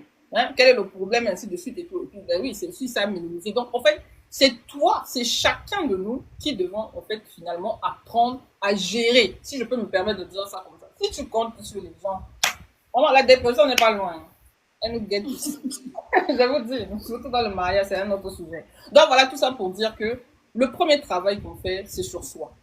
Le premier travail, c'est toujours sur soi. Si tu commences à travailler sur soi, tu vois, c'est comme gérer des personnes qui sont, en fait, des personnes qui sont, comment je peux dire, une personne, par exemple, qui est tout le temps colérique, qui hausse le temps. En fait, c'est à toi de gérer la façon dont tu vas lui répondre, tu vois. Parce que si tu ne gères pas, dès que quelqu'un vient écrire sur toi, et puis tu commences à crier, et puis voilà, le poissonnier, on ne sait pas, qu'est-ce qui se passe. Parfois, tu vas voir que même toi-même de nature, tu n'es pas quelqu'un qui crie de base. Mais parce que tu te laisses dépasser et tout. Donc, c'est à toi de gérer ta réaction face à un caractère qui est en face de toi qui ne te plaît pas. C'est à toi de voir que, bon, quand je suis en face de quelqu'un et tout, comment moi je dois gérer, comment je dois le prendre. Et surtout, il faut justement se mettre en tête que, ben, en fait, toutes les personnes autour de nous ne vont pas forcément prendre en compte nos émotions. Moi, ce qui est grand pour moi va être petit pour l'autre. Et ce qui est petit pour l'autre va être grand pour moi, en fait. C'est ça le monde d'aujourd'hui.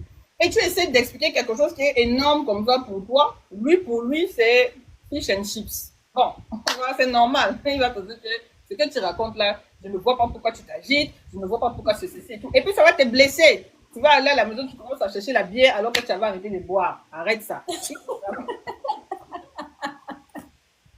En tout cas, en tout cas, Blessed Kitchen, j'espère vraiment que tu as trouvé une réponse ou une approche de réponse à ta question.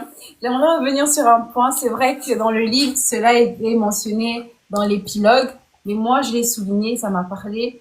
Et tu dis ceci, ce que ton cœur cherche en silence, seul celui qui t'a formé le sait. Il lit en toi mieux que toi-même et ses dons surpassent tous les espoirs. Attends-le, reste fidèle, il vient toujours au bon moment. Et là, j'aimerais souligner aussi l'aspect de femme croyante que tu es. Tu le mentionnes dans le livre, tu en as parlé. Il y a quelqu'un qui a même, au début de ta présentation, qui te l'a rappelé parce que tu ne l'avais pas mentionné.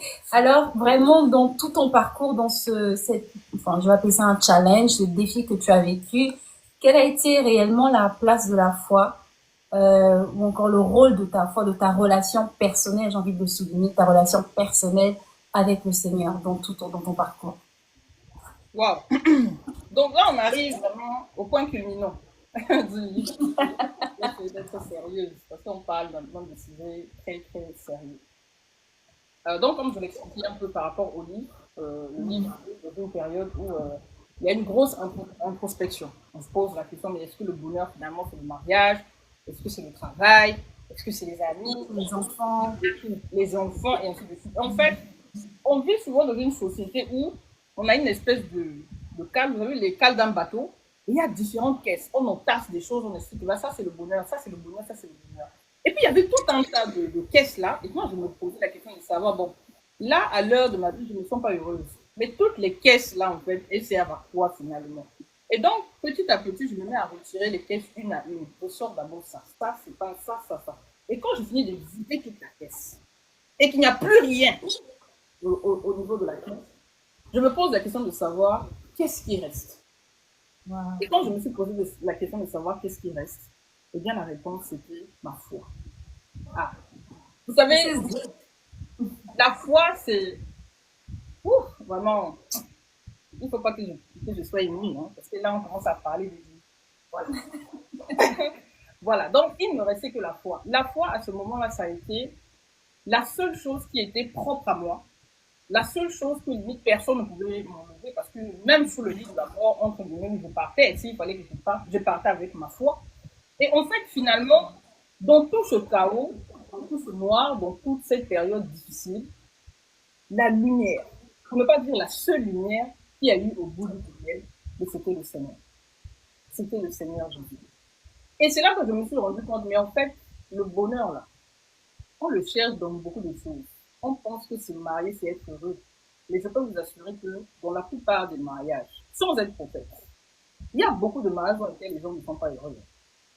Il y a beaucoup de personnes qui ont cherché des enfants, pensant que non, mais quand j'aurai les enfants, je serai heureux. C'est les premiers parfois qui ont fait des dépressions à cause de la maternité et de la paternité. Il y a des gens qui ont pensé que le bonheur, c'était avoir un beau travail. Quand ils ont eu le travail, je sais pas, en fait, le travail là, les a tellement coupé de tout. Ou bien même le fait même d'avoir ce travail, ils sont tombés malades. L'argent de ce travail ne les a pas aidés. Il y a des gens qui ont pensé que le bonheur se trouve dans les amitiés, dans l'amour, peut-être la famille, les frères et sœurs. Et puis en grandissant, on s'est rendu compte que chacun de nous a fait son chemin. Moi, mes sœurs sont quasiment mariées, chacun dans sa famille et tout. Donc, quand je passais toutes ces périodes, en fait, limite, je cherchais quelque chose ou quelqu'un à qui me raccrocher, une branche, quelque chose. Et c'est là que tu te rends compte qu'en fait, voilà, les gens peuvent t'entourer. Et il y a des périodes de ta vie où tu seras entouré et tu vas te sentir quand même très seul et extrêmement seul. Et je vous assure que ces moments-là sont importants. Très, très importants. Parce que c'est dans ces moments-là où tu vas faire ce travail d'enlever les caisses une à une et tu vas te poser maintenant la question de savoir à la fin qu'est-ce qui reste. Et pour beaucoup, malheureusement, quand ils vont faire ce travail, peut-être qu'ils vont se rendre compte qu'il n'y a plus rien. Il n'y a rien au bout de la caisse, il n'y a rien. Mais ce n'est pas très grave. Tant qu'on a la vie, il y a de l'espoir. Tant qu'on vit, il y a de l'espoir. On se rend compte que tout ce qui est superflu, ou même tout ce qu'on pensait finalement est qu'est le bonheur, mais ne l'est pas, et qu'il n'y a rien, on va maintenant partir à la quête de quelque chose de beaucoup plus profond, de quelque chose en fait qui est en chacun de nous. Vous savez, sur la question de la spiritualité, hein, là je ne parle pas d'abord de Jésus. Sur la question de la spiritualité, vous allez voir que même les athées, les gens qui ne croient pas en Dieu, hein, ils font des séjours. Moi, je trouve ça quand même impressionnant. Aujourd'hui, surtout dans nos influenceuses, là, elles ont lancé un nouveau concept où un voyage spirituel, on va se reconnecter à la nature, les yogas et ainsi de suite. Vous allez voir que naturellement, l'homme, de manière générale, a toujours besoin de se rapprocher à quelque chose de plus grand que lui. Voilà. Mais parce que nous sommes des êtres spirituels, nous sommes des esprits dans un corps. Donc, n'importe quel homme qui est coupé d'une source spirituelle va chercher. Et vous allez voir que certains vont chercher dans le vaudou, vont chercher ça parfois dans les sciences occultes. Mais c'est toujours le spiritisme là qu'on cherche. Maintenant, dans tout ce brouhaha, dans toutes ces choses, il y a la vérité. Maintenant, la vérité, c'est qui? La vérité, c'est une personne. Et cette personne, c'est Jésus. Vous savez, ici, souvent, quand on parle de chrétienté, tout le monde aime à se dire qu'il est chrétien. Tout le monde aime à s'appeler enfant de Dieu. Je pense que si on parle qui est chrétien, tout le monde va dire je suis chrétien. Non. Être chrétien, ce n'est pas parce que vous fréquentez une église que vous êtes chrétien. Ah oui. Ce n'est pas parce que depuis votre enfance, vos parents vous ont mené à l'église que vous êtes chrétien. Non. C'est-à-dire que j'ai une bonne et une mauvaise nouvelle à annoncer à tous ceux qui s'appellent chrétiens. Tu peux peupler le banc de l'église depuis même ta naissance jusqu'à aujourd'hui. Et puis Jésus ne te connaît pas. Oui? Tu n'es pas connu de Dieu, et Dieu ne te connaît pas. Oui. Ça existe. Et ça, précisément, c'est mon témoignage. Moi, je fais partie de ces personnes qui sont nées dans la religion. Ma mère a toujours été une personne des églises. J'ai commencé par la CFMC, combat spirituel, dès le bas âge, les retraites, les Céciles, les Céla, les églises. Je m'étais baptisée très tôt, à l'âge de 13 ans. Et toute ma vie, j'ai baigné dans l'église. Et pourtant, de toute cette vie, je l'ai toujours menée en dehors de la parole de Dieu. J'avais une vie comme tout le monde. Je partais en boîte de nuit, j'avais mon copain, et ainsi de suite. Vendredi, samedi à l'église, dimanche, vendredi, samedi en boîte de nuit, dimanche à l'église. Et j'ai fait ça pendant très longtemps. Je croyais être sauvée. Je croyais que j'étais en train de dire moi-même, je m'appelais déjà, oui, me sens tout. Je me souviens, une fois, j'avais posté un statut où j'avais porté une mini-robe, vraiment une robe démoniaque. Je partais en boîte de nuit.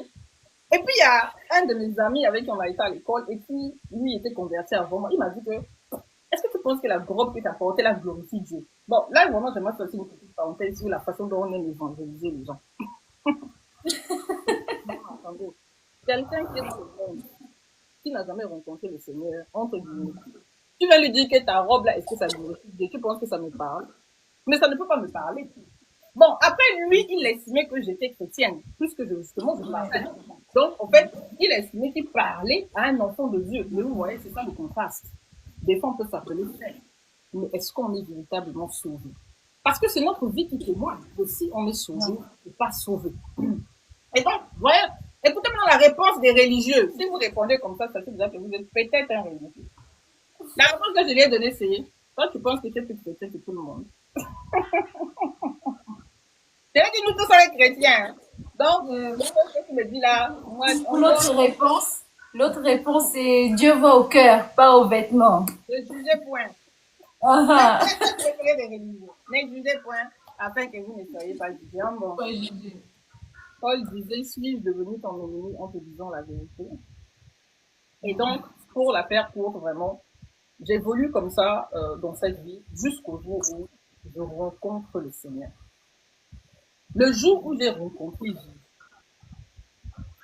regardez les amis, il n'y a personne qui est venu me dire que partir en boîte n'est pas bon, mettre les mini-robes n'est pas bon. Non, personne n'est venu me dire ça.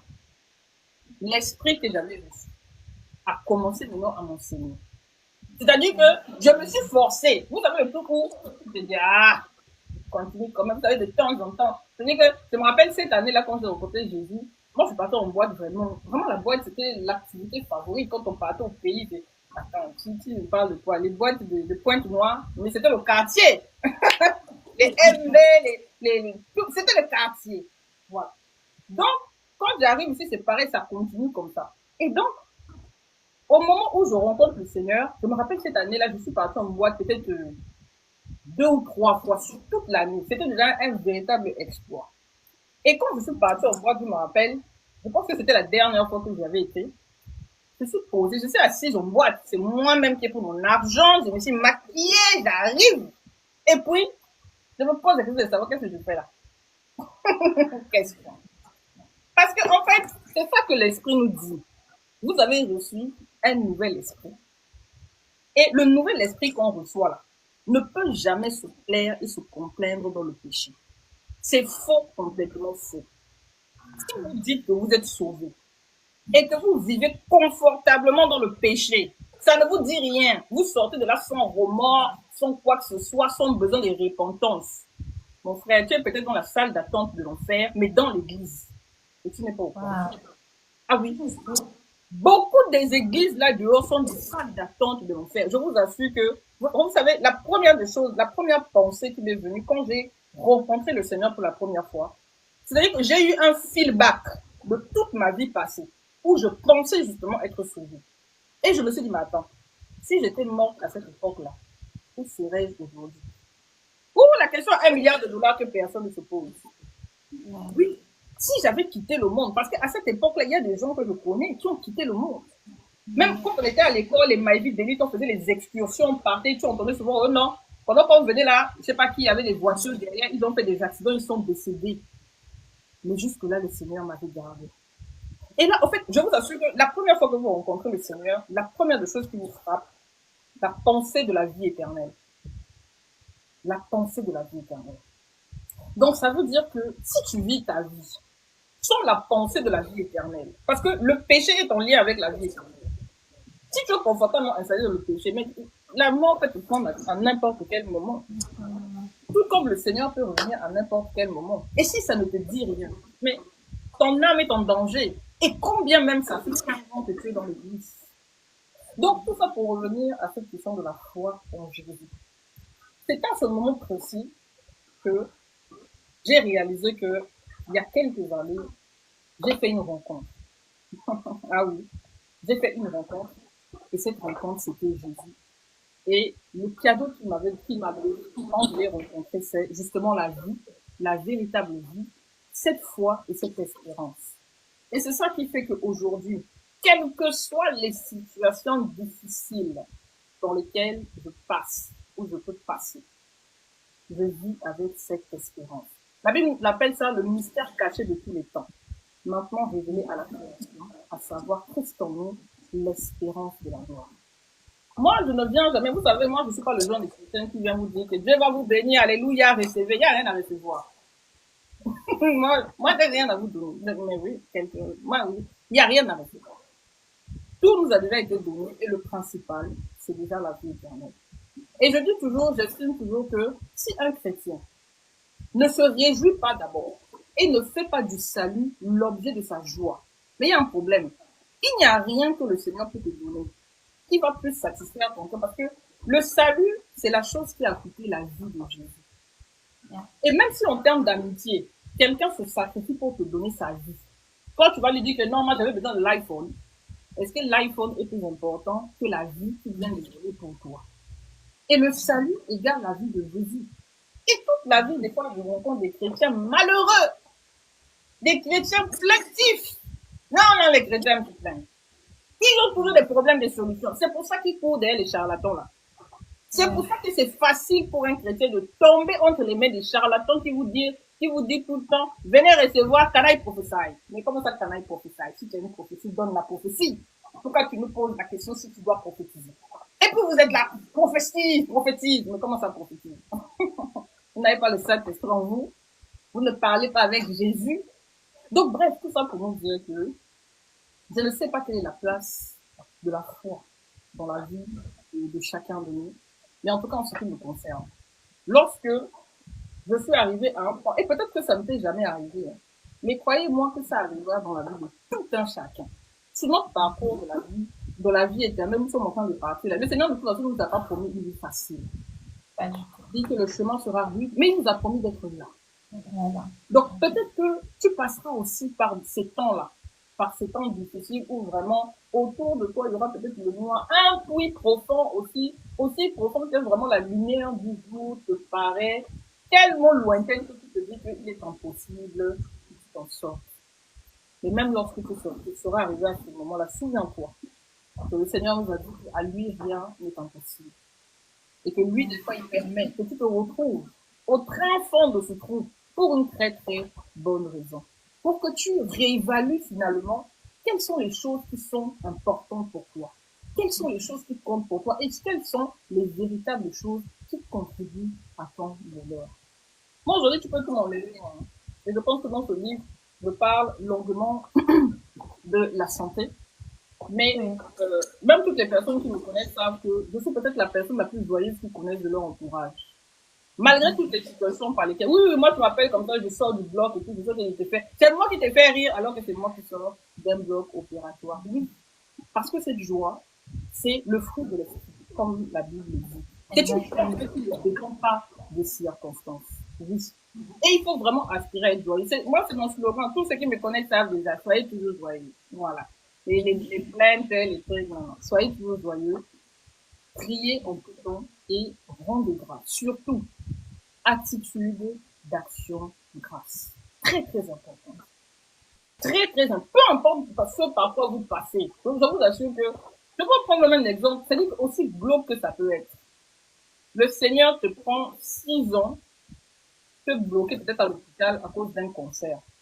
Mais les 6 ans-là, le Seigneur est en train de te former pour une mission à venir. Et il avait besoin que tu sois conscient que tu savais que dans ton milieu naturel, c'était impossible. Si tu te retrouves à l'hôpital, tu te dis, mais attends, mais sinon, pourquoi je me retrouve à l'hôpital pendant 6 ans? Mais pendant 6 ans, le Seigneur est en train de faire quelque chose de plus grand. Et cela découle d'ailleurs de mon 3e livre qui arrive, Le feu qui façonne la foi.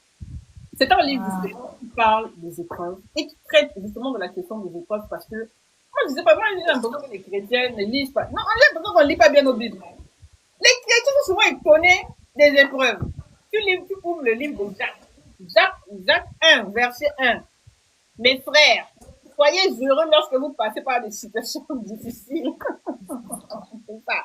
En fait, moi, je sais pas, la Bible, là, je sais pas comment on lit ça des fois. Vous voyez?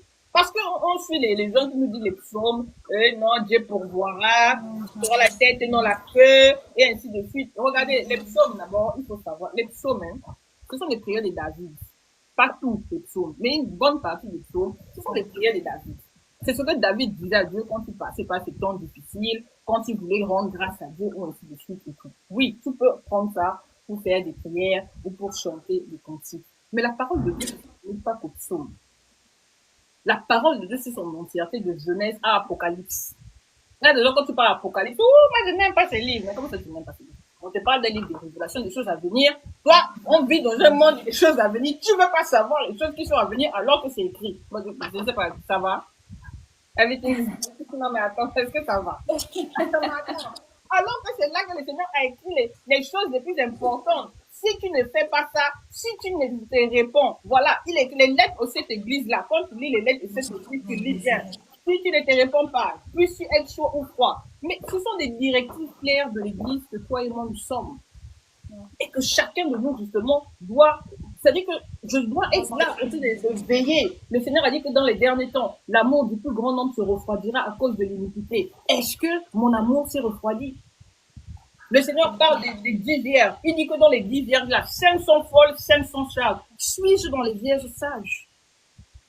On ne se pose pas les bonnes questions qui concernent la vie, mais tu t'inquiètes de savoir si tu vas conduire la Prado. Tu vas consulter jusqu'à les prophètes. Mais oui, tu consultes les prophètes pour savoir que prophètes. Est-ce que dans ma vie, je vais conduire la Prado? En fait, mes frères, il ne faut pas avoir les prières des païens. Voilà. Tout ça, non, voilà, tout ça pour dire qu'en tout cas par rapport à ça, j'espère que de tout ce qu'on a dit, surtout sur la question de la foi, on a donné des choses qui va pousser chacun de nous en fait à s'examiner. Et même la Bible dit, hein, examinez-vous pour savoir si vous êtes toujours dans la foi. Parce que ce n'est pas une question, la chose n'est pas quelque chose forcément de linéaire. Hein. Dieu ne se répond pas de ce don. Il peut te faire don d'un don de guérison, le don d'opérer, il t'a quitté depuis. Demandez à Israël. Israël marchait avec le Seigneur, la colonne de nuée était là. Mais la colonne de nuée était toujours là, mais la présence de Dieu les avait quittés depuis. Quand ils avaient désobéi. Mais la colonne de nuée, les articles de la présence du Seigneur peut être là, mais le Seigneur lui-même n'est pas là. Est-ce que tu marches toujours avec le Seigneur? Est-ce que tu as toujours une relation avec le Seigneur? Est-ce que tu es toujours dans la foi? Et pour ceux qui, quand ils se posent la question de savoir, si vous êtes chrétien, vous avez rencontré Jésus, c'était quand? Quand? Et quand vous avez rencontré Jésus, qu'est-ce qu'il vous a dit? Vous savez, les deux questions-là, souvent, si on n'arrive pas à y répondre, il faut se poser la question même. Il faut même remettre en cause toute, en fait, sa chrétienté, si je peux me permettre de dire ça comme ça. Quand Paul a rencontré Jésus sur le chemin de Damas, le Seigneur s'est présenté. Je suis Jésus que tu persécutes. Va chez Barnabas et il te dira tout ce que tu dois faire. Il se présente toujours à toi et il te dit ce qu'il a à te dire. Bon, toi, tu dis que tu connais Jésus, ok, qui est-il?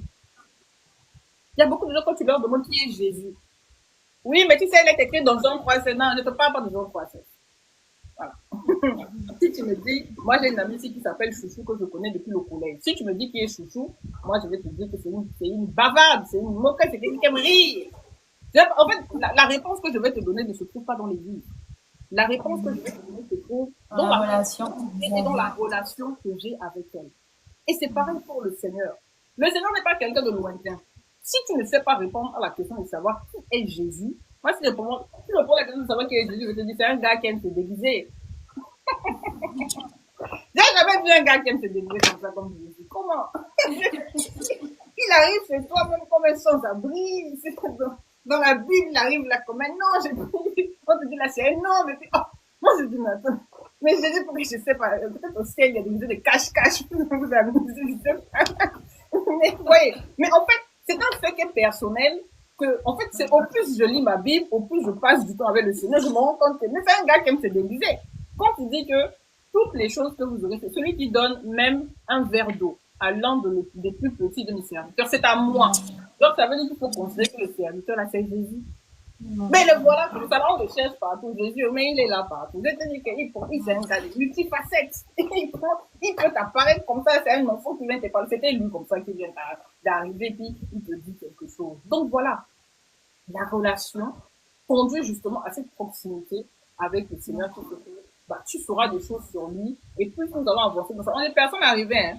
On n'est pas encore arrivé quelque part pour dire que On est non. tous encore sur le chemin.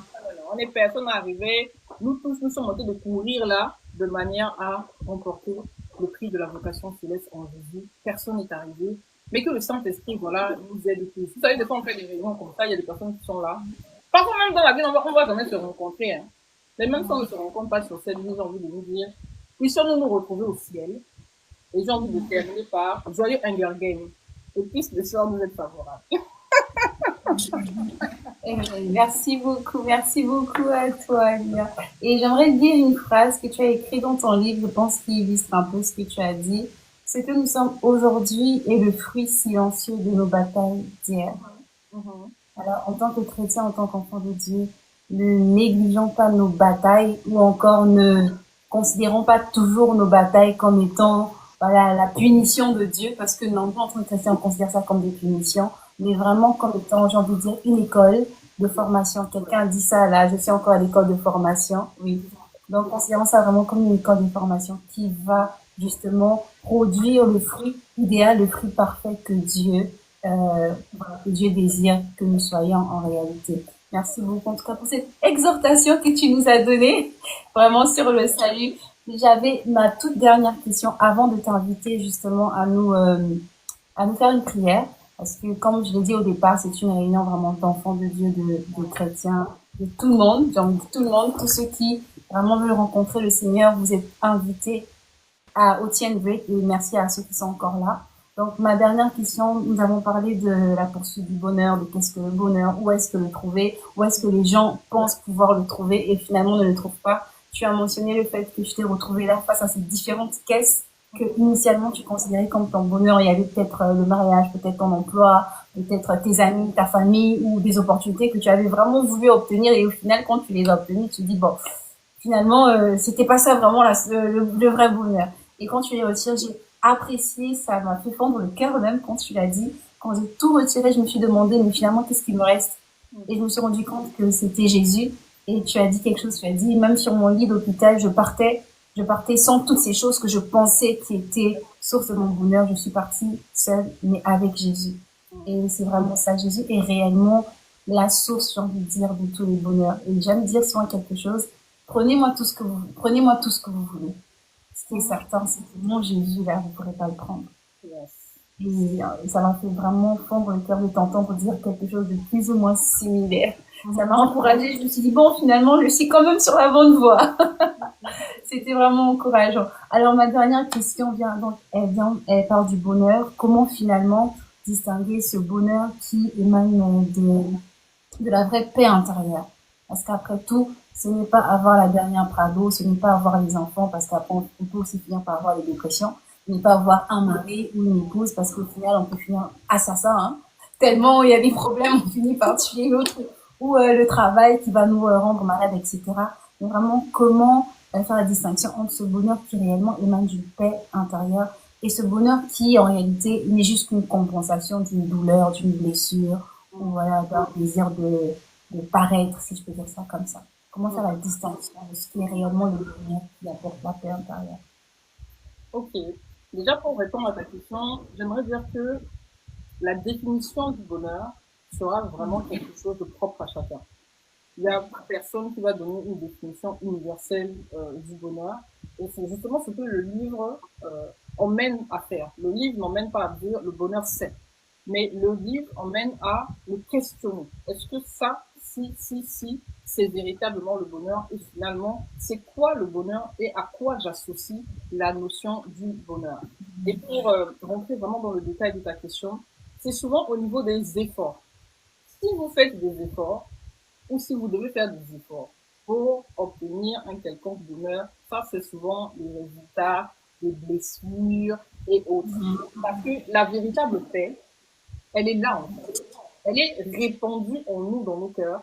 Mais vous allez voir que très souvent dans la vie, on est occupé à courir derrière tellement de choses.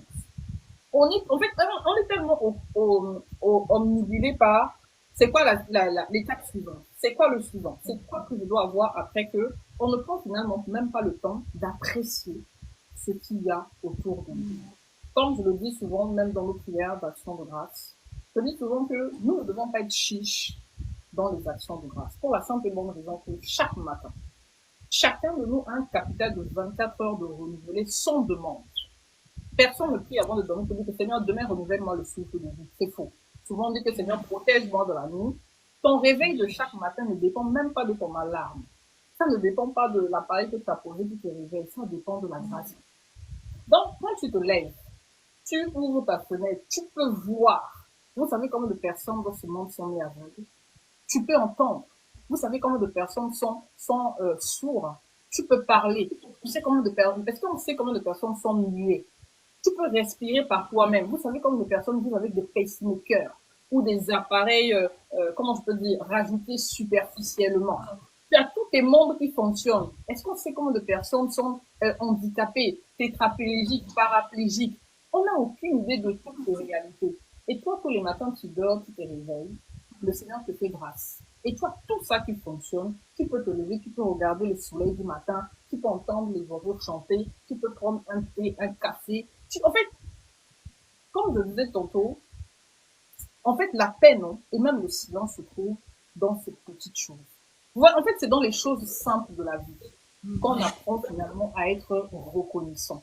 Et vous allez voir que souvent, ce sont les personnes soit qui ont tout perdu, ou qui ont perdu quelque chose de très important. Par exemple, si tu perds la santé, non, tu vas te rendre compte que dans la vie, il n'y a pas plus important que la santé. Toutes les plaintes et complaintes que tu es en train de raconter là sur ta vie, que non, tu n'as pas ceci, tu n'as pas, en fait, tu ne sais pas ce que c'est que d'être branché dans des appareils, tu n'as aucune idée de ce que c'est. Que de faire des dialyses 2 à 3 fois par semaine. Il y a des gens, oui, qui vont à l'hôpital 2, 3, 4 fois par semaine pour faire des dialyses parce que les reins ne fonctionnent pas correctement. Leur vie, c'est l'hôpital. Et puis toi, tu as la grâce tous les matins. Tu te réveilles. Tu as toutes tes choses qui fonctionnent. Tu peux quitter ton lit sans problème, sans que quelqu'un ne vienne t'aider, sans prendre des médicaments le jour, la nuit et ainsi de suite. En fait, hein, la véritable paix se trouve dans la capacité à, comment je peux dire, à apprécier, si je peux me permettre de dire ça comme ça, ces petites choses. On appelle ça des petites choses, mais en fait, c'est pas des petites choses. Ce sont des grandes choses. Et à partir du moment où on prend le temps d'être reconnaissant, et vous savez même la Bible dit dans une phrase magnifique, celui qui est fidèle dans les petites choses le sera dans les grandes. Si on apprend à être reconnaissant dans les petites choses, tu vas voir que tu vas commencer déjà à trouver la paix dans les petites choses qui t'entourent, sans te préoccuper d'abord des grandes choses. Ça ne veut pas dire qu'il n'y a pas les problèmes dans la vie. Hein. C'est pas ce que je suis en train de dire. Ça ne veut pas dire qu'il n'y a pas de préoccupation dans la vie. Ce n'est pas ce que je suis en train de dire. Mais à force d'être concentré par ce qui ne va pas ou par ce qui manque, on oublie finalement d'apprécier ce qu'on a et ce que le Seigneur nous a fait grâce d'avoir. Wow, ça c'est profond. Bah, après, on va être focalisé sur ce qui nous manque ou ce qu'on n'a pas. On oublie finalement de voir ce que Dieu nous a accordé. C'est vraiment profond. Merci beaucoup à toi, Lia, pour le temps que tu m'as accordé ce soir. Je pense que nous avons fait un peu plus de 2 heures. Et je vais faire un tour dans les commentaires, voir s'il y a des questions, voir s'il y a des réactions.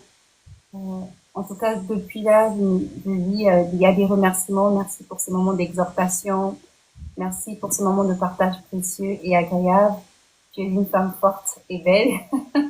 Il y a des commentaires pour toi.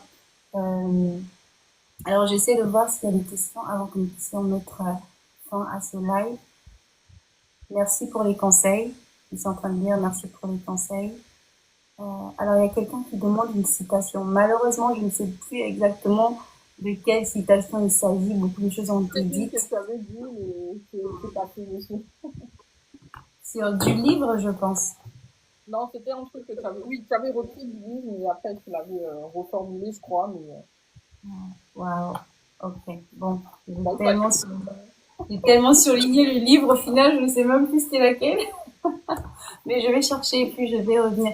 Bon, en tout cas, bienvenue à ceux qui nous rejoignent. Bienvenue à Johnny, à Ace, ah, ok, et à SB. Bienvenue à vous. Merci d'avoir, de vous être connectés ce soir. Nous sommes donc arrivés à la fin de ce live. Je ne sais pas si j'aimerais rajouter quelque chose, Non, un simplement pour commentaire, te quelque chose. remercier. Et en fait, oui, oui, j'avais une question à te poser d'ailleurs. Euh, Comment, en fait, qu'est-ce que le livre, toi, personnellement, t'a apporté? Voilà. Quel est ton retour que tu fais du livre dans les grandes lignes, hein? Alors, waouh. Wow. Bon, déjà, moi, j'aimerais dire que le livre a été un peu comme une thérapie pour moi, parce que en relisant déjà ton enfance, ça m'a fait chaud au cœur. Je me suis rendu compte que il y a des choses, de belles choses que j'ai vécues, mais que au final, j'ai fini par oublier. Et je me suis retrouvée un peu dans ce que tu disais, à regarder à vraiment ce qui ne va pas, ce qui ne fonctionne pas comme je voudrais que ça fonctionne.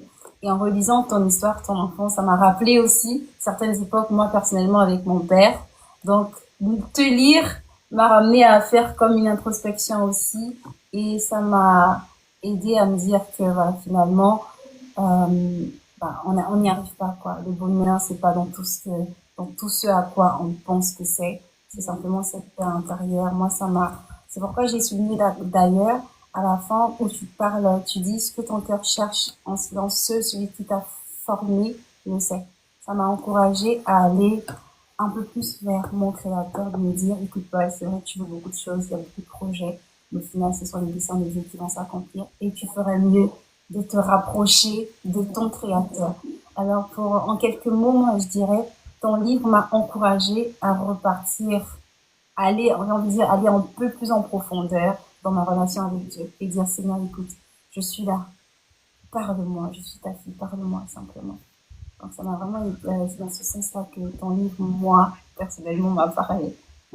Ben, mission accomplie, j'ai envie de Ah dire. oui, Bah oui, en tout cas, une mission accomplie. Parce qu'en fait, c'est vrai que comme on dit, au-delà de toutes ces thématiques, il y a eu tellement de thématiques ici importantes, que ce soit des faits sociaux, culturels, qui ont été abordés.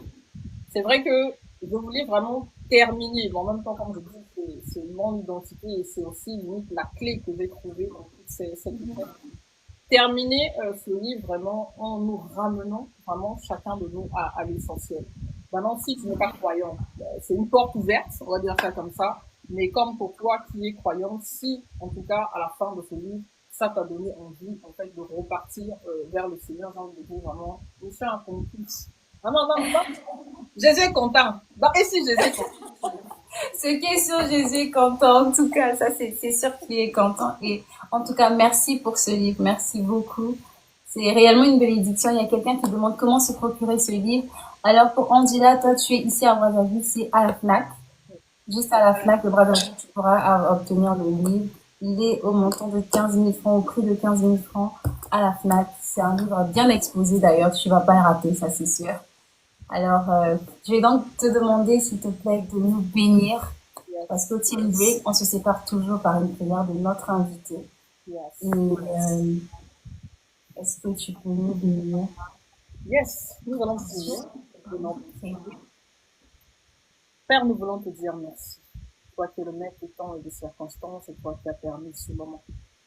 Seigneur, je prie que ce moment n'est pas juste été un temps de bavardage, un temps d'échange, Seigneur, mais que pendant ce live, Père, tu as fait ce que toi seul tu sais faire. Parler au cœur, te révéler, Seigneur, à ceux qui te cherchent, éclaircir les ombres d'ombre, Seigneur, et nous ramener tous, Seigneur Jésus-Christ, à la vérité. Merci, Seigneur, parce que pour tout un chacun de nous, Seigneur, c'est toujours un rappel et un bon rappel. Merci, Seigneur, de garder nos cœurs enracinés, Seigneur Jésus-Christ, en toi. De comprendre finalement, Seigneur Jésus-Christ, que le véritable bonheur, c'est toi. Qu'on peut chercher, on peut le chercher dans beaucoup de choses, Seigneur Jésus, mais nos cœurs sont toujours insatiables. Nos cœurs sont toujours insatisfaits. Mais celui qui t'a trouvé, Seigneur Jésus, a trouvé le véritable bonheur. Même si on ne le comprend pas encore aujourd'hui, je sais qu'il viendra des temps, Seigneur Jésus-Christ, où chacun de nous le comprendra. Je remets, Seigneur Jésus-Christ, entre tes mains tous ceux qui passeront par ce live et qui ne t'ont pas encore rencontré, tous ceux qui te cherchent d'une manière ou d'une autre, Seigneur, afin que tu te montres à eux, Seigneur. Père, je sais que tu es mort, afin que quiconque croit en toi soit sauvé. Et je sais que le fardeau des âmes, le salut des âmes, Seigneur, est une priorité pour toi, Seigneur. Et ce qui est prioritaire pour toi est prioritaire pour nous, Seigneur. Alors souviens-toi de tous ceux qui sont perdus, de tous ceux qui sont encore dans le monde, de tous ceux qui se cherchent encore, Seigneur, et montre-toi à eux, Seigneur. Pour tous ceux qui sont déjà dans cette marche, Seigneur, aide-nous à persévérer jusqu'au bout. Parce que tu dis dans ta parole que c'est celui qui persévérera jusqu'à la fin qui sera sauvé. Personne d'entre nous n'est arrivé, Seigneur. Le Saint-Esprit au quotidien, nous avons besoin de toi. Nous avons besoin que tu nous guides. Et nous te remercions pour le don du Saint-Esprit, ô Jésus, parce que tu ne nous as pas laissés orphelins. Et je sais que cette œuvre que tu as commencé en chacun de nous, tu vas l'achever. Je te bénis, Seigneur, pour ce livre qui continue, Seigneur, de bénir aussi d'autres personnes, Papa. Merci, Seigneur, pour tout ce que tu as mis dedans comme parole, Seigneur, pour moi déjà et pour tous ceux qui le liront, Seigneur. Que tu continues, Seigneur, à faire ce travail de transformation dans les vies au travers de ce livre, au travers de ces écrits. Que toute la gloire, Père, te revienne dans le beau et non précieux de Jésus. J'ai ainsi prié. Amen.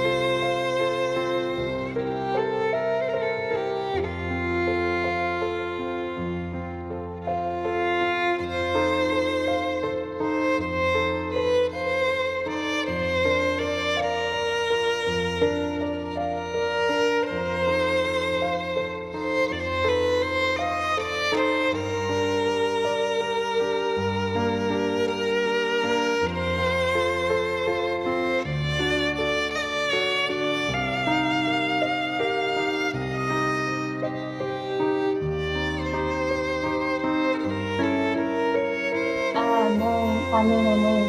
Je voulais aussi te remercier pour l'exclusivité du prochain livre parce que j'ai vu que tu l'as feuilleté un peu. Merci pour l'exclusivité. Alors, en tout cas, j'espère qu'il sera disponible bientôt afin qu'on puisse aussi se le procurer ici à Brazzaville. Vraiment, c'est une bombe ce livre. Vraiment. En tout cas, on le croit. Tel qu'on les aime, toujours la vérité telle qu'on l'aime. Et on sort. La vérité à la Lia.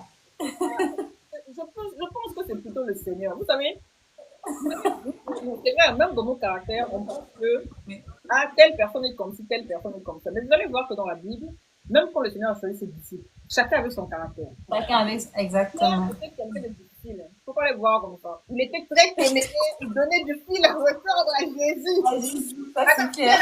Pierre s'est permis de dire à Jésus, à Dieu ne plaise. Alors que Jésus lui dit que je vais bientôt mourir. Pierre lui dit que même si ça ne plaît pas à lui. En fait, quand j'ai lu ça, j'ai dit, mais Pierre, excès de Dieu. Mon frère Pierre, excès de Dieu. Non, mais vrai, voilà, tout ça pour dire que quand Jésus nous choisit, et même quand il nous façonne, il nous façonne avec une façon d'être. Et moi-même, je trouve que ma façon d'être là, c'est Jésus qui veut que je sois comme ça. Exactement. Ça va pas plaire à tout le monde. Ce n'est pas le but. Le but, c'est pas que ça plaise à tout le monde. Le but, c'est que ça serve les intérêts du Seigneur. Tant que ça le sert. Amen. Amen. Merci beaucoup. Il y a Blessed Kitchen qui c'est un moment très incroyable. Merci beaucoup. Un bon moment. Merci aussi à tous ceux qui étaient là, qui ont participé. Vraiment, vous avez aussi reçu votre part par la grâce du Seigneur. Peut-être, nous ferons d'autres lives et tout avec par la grâce du Seigneur, toujours conduit par le Saint-Esprit, toujours pour bénir et édifier des vies. Et en tout cas, ma prière aussi, c'est que des temps comme ça ne soient pas que des temps en ligne, justement, comme je le disais tantôt, même en termes de culture et tout. Je trouve que c'est important, même dans nos cultures aujourd'hui, que ce soit les ministères de culture et autres. Je ne sais pas qui va passer par ce live, qu'il y ait des temps comme ça, en fait, où on s'asseye, qu'on parle de vrais sujets. Le divertissement, c'est bien, comme je dis, toute chose a un but, mais c'est bien aussi qu'on s'assoit pour rentrer dans les profondeurs, pour parler de blessures, pour parler des situations difficiles, en fait, pour parler des vraies questions, des questions existentielles qui nous emmènent chacun de nous à nous remettre en question, à évoluer et à avancer. Pourquoi pas en faire des conférences? Pourquoi pas en faire des temps de réunion? En tout cas, ça ne sera que bénéfique pour chacun de nous. Donc, le Seigneur est au contrôle de ce qu'il y a devant, que lui-même soit au contrôle. C'est qui certain, j'écris déjà là. Comme ça, dans 5 ans, quand Dieu me dira c'est le temps, je dirai ok, j'avais pris mes notes ce jour-là. Amen. Ok. Merci beaucoup. Alors, je vais prendre note. Merci beaucoup. Alors, je vais mettre fin à ce live. Merci à tous qui avaient été connectés. Que Dieu nous bénisse. Et je le rappelle, je vais traiter la vidéo. Je la rendrai disponible sur YouTube afin